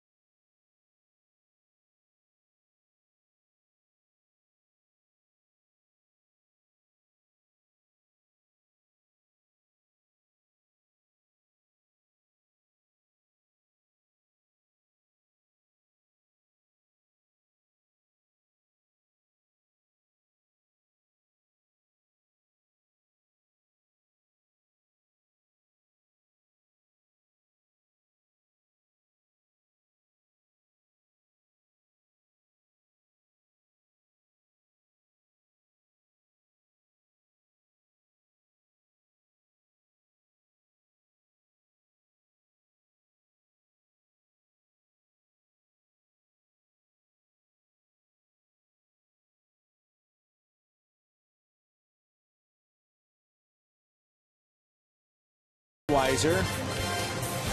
Great times are waiting. Grab some buds. And by Taco Bell. Taco Bell, Live Moss. Dunn's home run measured at 436 feet. It's that high trajectory, just a mammoth blast, and that brings on Mitchell Boggs, who in his last 5 outings only has allowed 1 run, 4 hits during that time. So he's starting to get a lot better, and he's doing a nice job when he inherits runners. Confidence has been shaken, to say the least, last couple of weeks now for Zipchinski, and tonight will not help. That's why you were hoping that he could build on what he's done the previous 3 outings were good. Konerko, a base hit. This guy's a hitting machine. His third hit, 3 for 4. Came in leading the league with 365 average. Now it's up to 373. A pinch run for Konerko. His night is through. I'd say he did enough.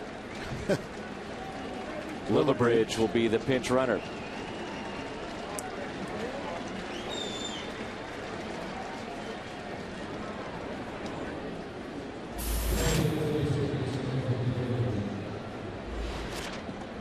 So Dunn is now one back of Josh Hamilton, who has 22 to lead the major leagues in home runs. Curtis Granderson at 18. How about Granderson? Just makes you wonder, you know, and there's always the plan behind the deals, but you know, why Detroit would trade him? Yeah, look at that. Well, they thought, say that those numbers aren't good enough to keep him in Detroit. And we'll see their center fielder Jackson, who they think is the best in the league defensively, but Granderson was no slouch. No.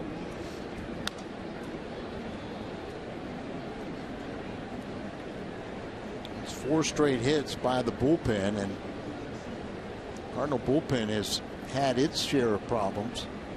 Very good in April, just as the pitching staff, but the bullpen was #1 in the league. And now they're pushing an ERA around 4.4.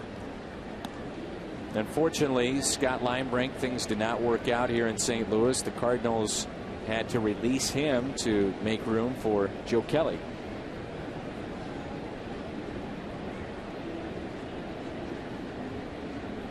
You're expecting Linebrink, a 10-year veteran, to help out the younger pitchers. But in many ways, you didn't really, you felt like they gained 3-4 years of experience for what those young pitchers did in those last few weeks during the regular season and then the postseason last year. That they grew up real quick.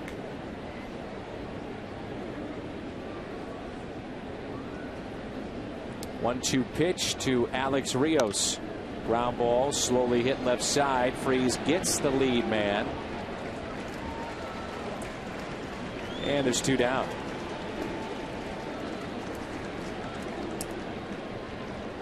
Cardinals will have Molina, Holiday, Beltran coming up. Bottom half of this inning. We've got our dynamic deal of the day. Go to Cardinals.com and search for that dynamic deal of the day, and it's for 4 games against the Rockies. Tickets as low as $23. Field box level 4-game series with Colorado in early July. Cincinnati posts a win against Cleveland. This is hammered out to deep right, and it's a home run. A.J. Brzezinski, his 3rd hit of the night, his 11th home run.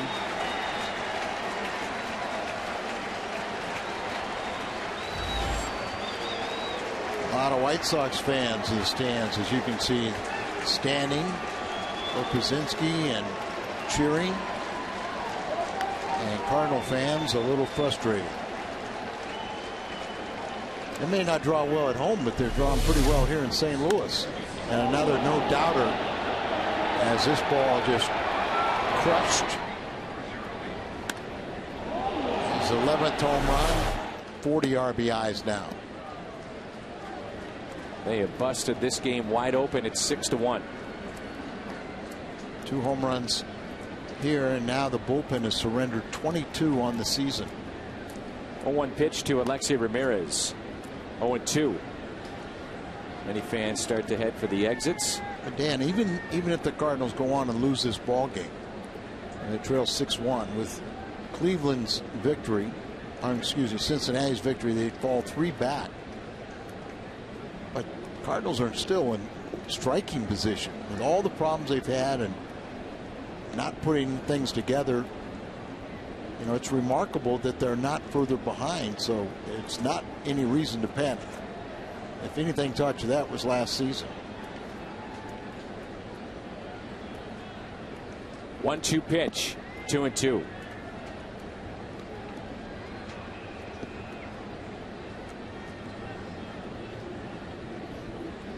Home run by Dunn, home run by Przinski here in the 8th, and a 6-1 White Sox lead. Ground ball to short. That sends us to the bottom half of the 8th. Molina, Holiday, and Beltran coming up.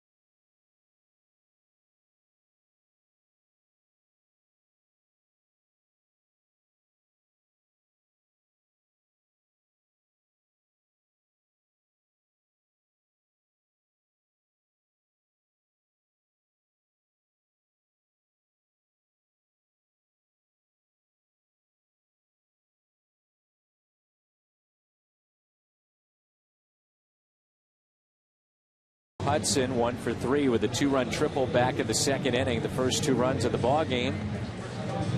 You're just joining us. This was a tight game moments ago, but White Sox put up 4 in the 8th, top half of this inning, and they lead it 6-1. Right-hander is in for the White Sox as Lillibridge stays in the ball game at first, and this is Jesse Crane who's on the mound for Chicago. He's been very reliable.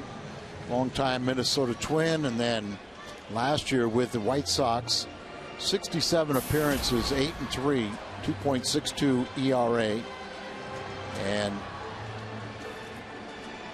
since 2010, Jesse has had 45 holds. That's 5th most in the American League, and the most wins by an AL reliever since 05 with 38 coming into this action. Make it 39 with his 1-0 record this year. Danks is in left field too. And that's not the pitcher, Danks, but it is Jordan. Yep. Jordan is the brother of the Danks that's the pitcher that's on the DL. John. And he made a start today. They think he's in the ballpark as he went 4 innings today and appears to be coming back to the roster very quickly. 2-1 the count on Yadi. He's lined out, doubled, and flied out to right. You touched on, Dan, this was a very close game and should have been even closer as Wainwright really pitched well. 7 innings, 5 hits, 2 runs, and very easily they could have not come across if a double play would have been turned. Walked 2 and struck out 7.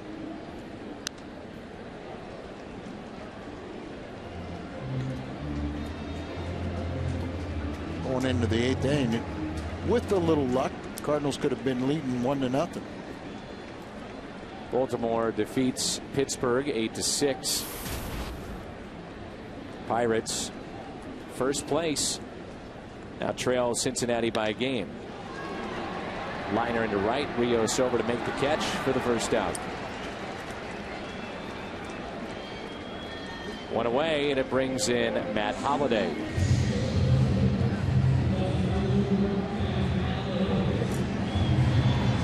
Holiday returning to the lineup tonight after back spasms over the weekend. A single in the first. He was called out on strikes in the third and doubled and scored in the sixth.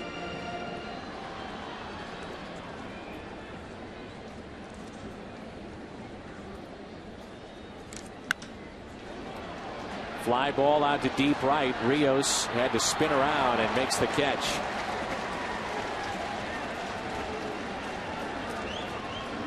Two down.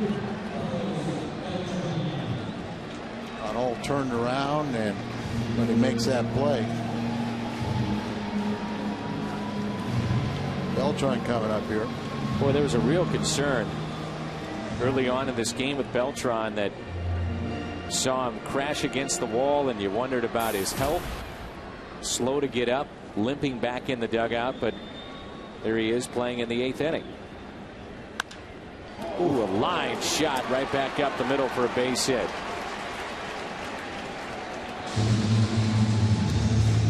I think Jesse Crane's follow through didn't hold him just enough, or came up a little bit short of that line drive. He taking it off the chest.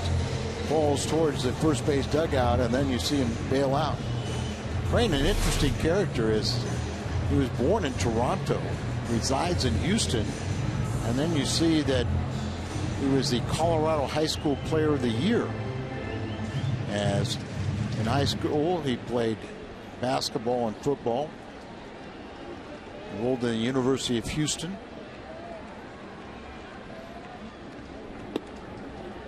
Strike to Alan Craig.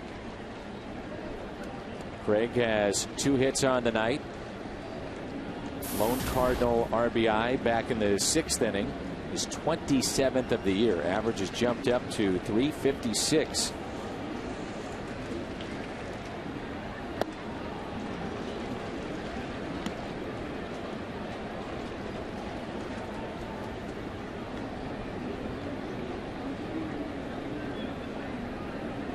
On the air tomorrow at 6:30. Lance Lynn and Jake Peavy.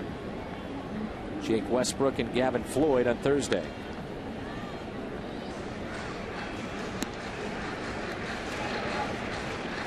Crane originally signed with Minnesota in the 2nd round in the 02 draft. Signed by the White Sox as a free agent after the 2010 season.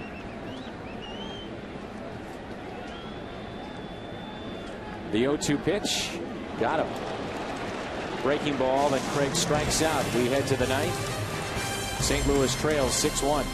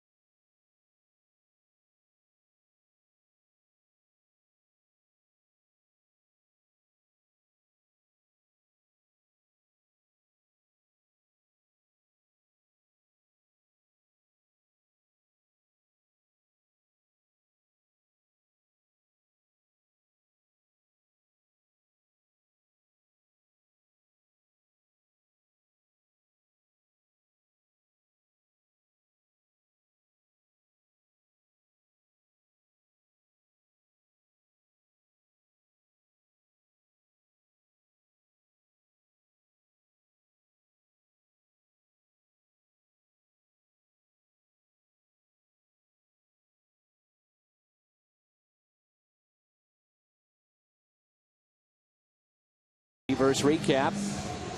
Craig has the lone RBI for St. Louis. Hudson got things started with a 2-run triple for the White Sox early on. Adam Wainwright, pretty good line. 7 innings, 5 hits, 2 earned runs. And it's interleague play as we head to the 9th inning here at Busch Stadium. Fernando Salas, he will make his 3rd appearance since being sent to the minor leagues. And the first 2 went good. So last year's leader in saves for the world champions, 24, got off to a rough start. Recently disclosed that he was dealing with a kidney stone, passing a kidney stone, and it's not something you kind of keep quiet, is it? Wouldn't think, but apparently Fernando felt he could pitch through the pain. But, you know, I mean, with a little help, you know, you can minimize that pain and even take care of it. So that's a very painful situation. Foul back off the bat of Orlando Hudson.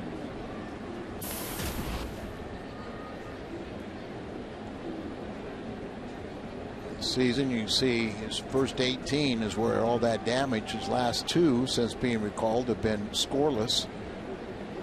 That just wasn't Fernando. He was walking people, just not throwing strikes, getting his ground balls and being effective.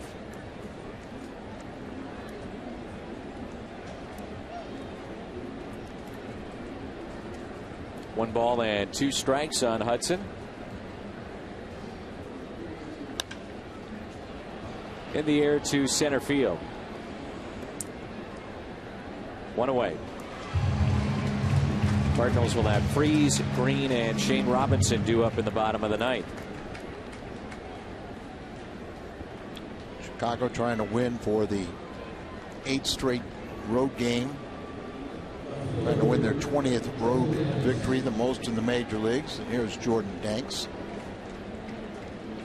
We'll be at the Champions Club tomorrow. Looking forward to that. Annual broadcast from the Champions Club. Jim will be with us over there, as well as Jay Randolph. And a very good pitching performance, or pitching matchup, Peavy against Lynn. Fly ball out to shallow left, hustling in Holiday, and he won't come up with it. Furcal going out to secure the baseball, and Danks winds up at second base. Great effort by Matt, and heads up by Furcal. Matt tries to go for the catch. He gets by him, but Furcal backing up the play or racing out there to try and help out. It's going to be a double either way. That couldn't be the best for Matt, having to run hard like that and then try to make the circus catch.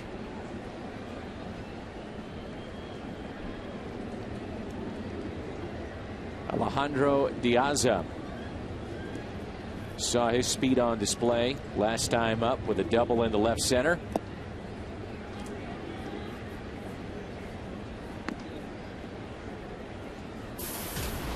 If you're a Cardinal fan, unfortunately, you saw that speed on display.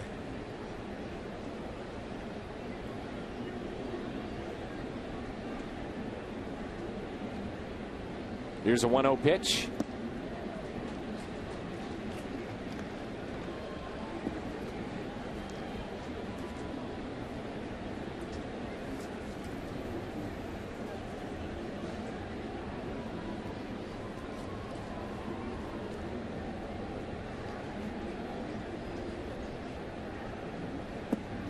You know, senior Mr. Randolph had his own bobblehead today. Yes, it was. Fairmont Park, and they had a little ceremony for him. Working with 2 gentlemen tomorrow that have their own bobbleheads, the Hungo and Jennings. Fly ball into center. Sinking liners. That catch is made by Robinson. This copyrighted telecast is presented by the authority of the Cardinals and may not be reproduced or retransmitted in any form. And the accounts and descriptions of this game may not be disseminated without the express written consent of your world champion St. Louis Cardinals. one of the positives to come away from this weekend, Cardinal perspective, is the fact that we talked about it earlier, but Chris Carpenter, we understand, is getting healthier, and how that would affect, you know, not just the rotation, but maybe the trickle-down effect to the bullpen is a huge factor for St. Louis. No doubt about it. Just a psychological advantage, knowing your big weapon. I had some fans ask me when he would be back, and I kind of said, you know, when he comes back, then we all can be excited, but just don't want to push it until he's ready. Cardinals have also signed their top pick, 19th overall right-hander, reported high A, Michael Wacha from Texas A&M. It's good news because the release I saw earlier just talked about that they had not at that time, but I think they had signed something like 17 of their 44 draft picks. So getting the top one, they got several of those guys. They had to wait for their players to complete their collegiate season. So Wacha's out, right? I believe so. That probably should say that he has not officially signed, but the deal is in place to make that happen. Correct. They signed, here I'm saying 27 of the 44. Hit down the left field line on a 2-2 pitch and foul off the bat of Gordon Beckham. Among those signs, before, you know, that have officially signed, not Wacha, but first round picks, third baseman Patrick Wisdom. He was 52nd overall. The catcher Steve Bean, Holly Tyler college high school catcher, and 59th overall. Odd swing that stays fair off the bag, and stepping on the bag, Alan Craig. Bottom of the ninth rolls in when we come back.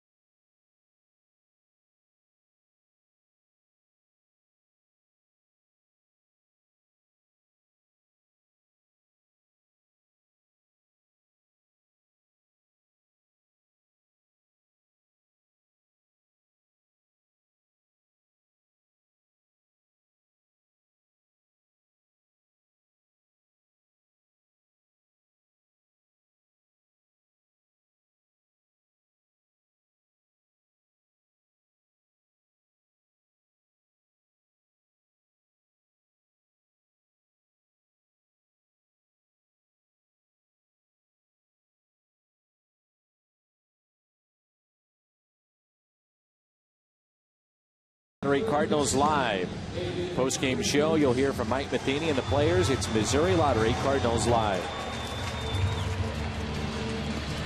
Addison Reed, who is now the closer for the White Sox, comes in with a 6-1 lead in favor of Chicago. He was a third-round pick in 2010 out of San Diego State.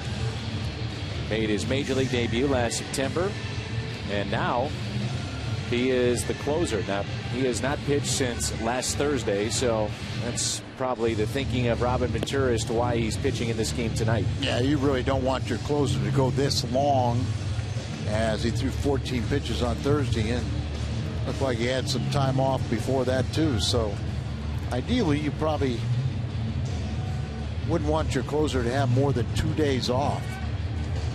But it's either feast or fathom down there in the bullpen.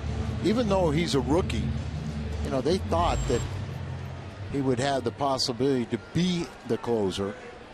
And of course, they traded their closer of a year ago, Santos.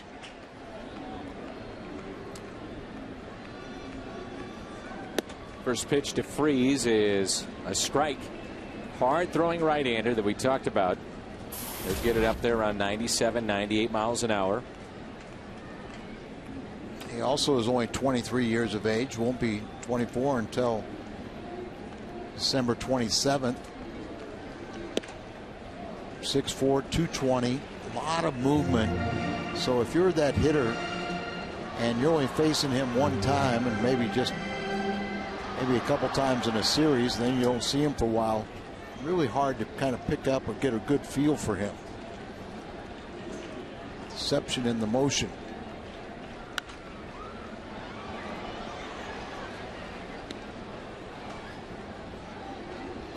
Those arms and legs kind of going all over the place and sneaky fast on top of an explosive fastball.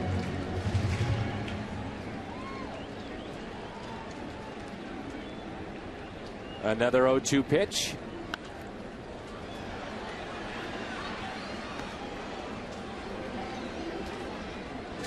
From Freeze's perspective, he's seen 95, 96, and then he gets a pretty nasty slider there. David had 2 hits in Sunday's ball game, following up with 2 hits here tonight.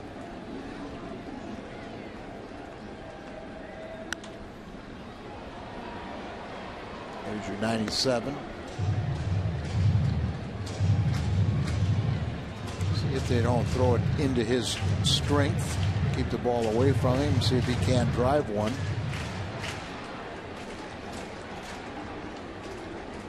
I'll bounce this one, think of breaking ball.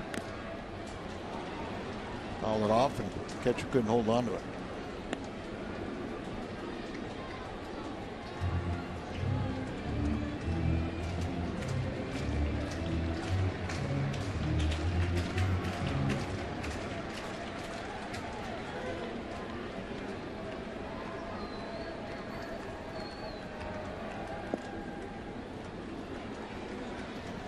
Pitch for a few days and you just don't have the same command. You're worried about throwing a strike rather than a quality strike, and Robin Ventura is just hopeful that it's going to be one of these relatively short innings instead of a long one.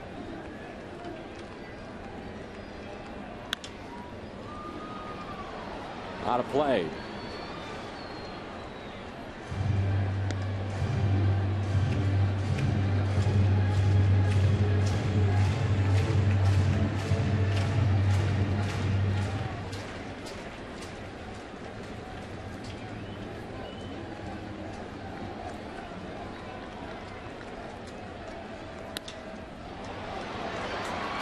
Fly ball to center. 1 away.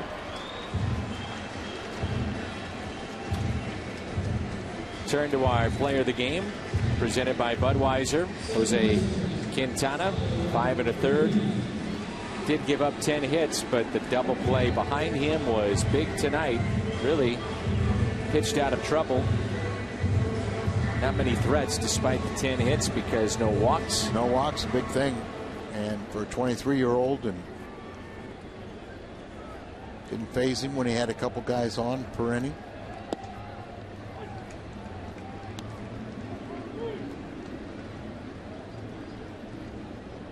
Hitter is Tyler Green.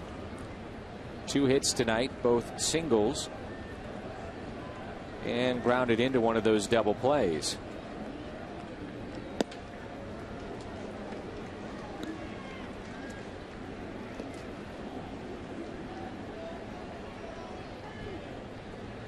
Crowd thinning out here, and they're just hopeful some kind of a Cardinal offense, just a moral victory here in the 9th.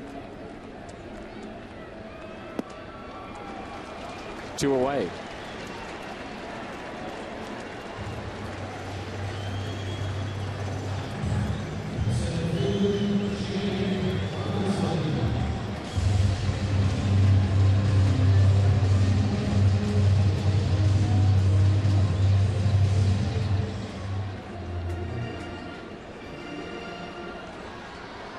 Kansas City holds on and defeats Milwaukee.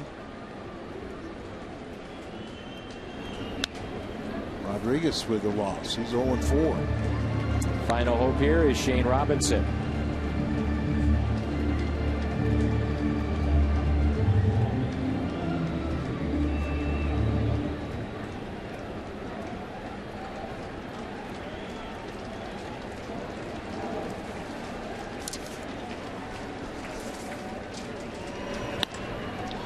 Grounder towards short. This should do it. Ramirez makes the play, and the White Sox take game one here in St. Louis. 11 hits aside, and a 6-1 final in favor of Chicago. Well, I thought that Wainwright pitched very well, deserved a better fate. The Cardinals are now 500, 31-31, 14-14 at home, and 17-17 on the road. That adds up to 500. 500. Post-game show is coming up next. Missouri Lottery Cardinals Live. 6-1 the final.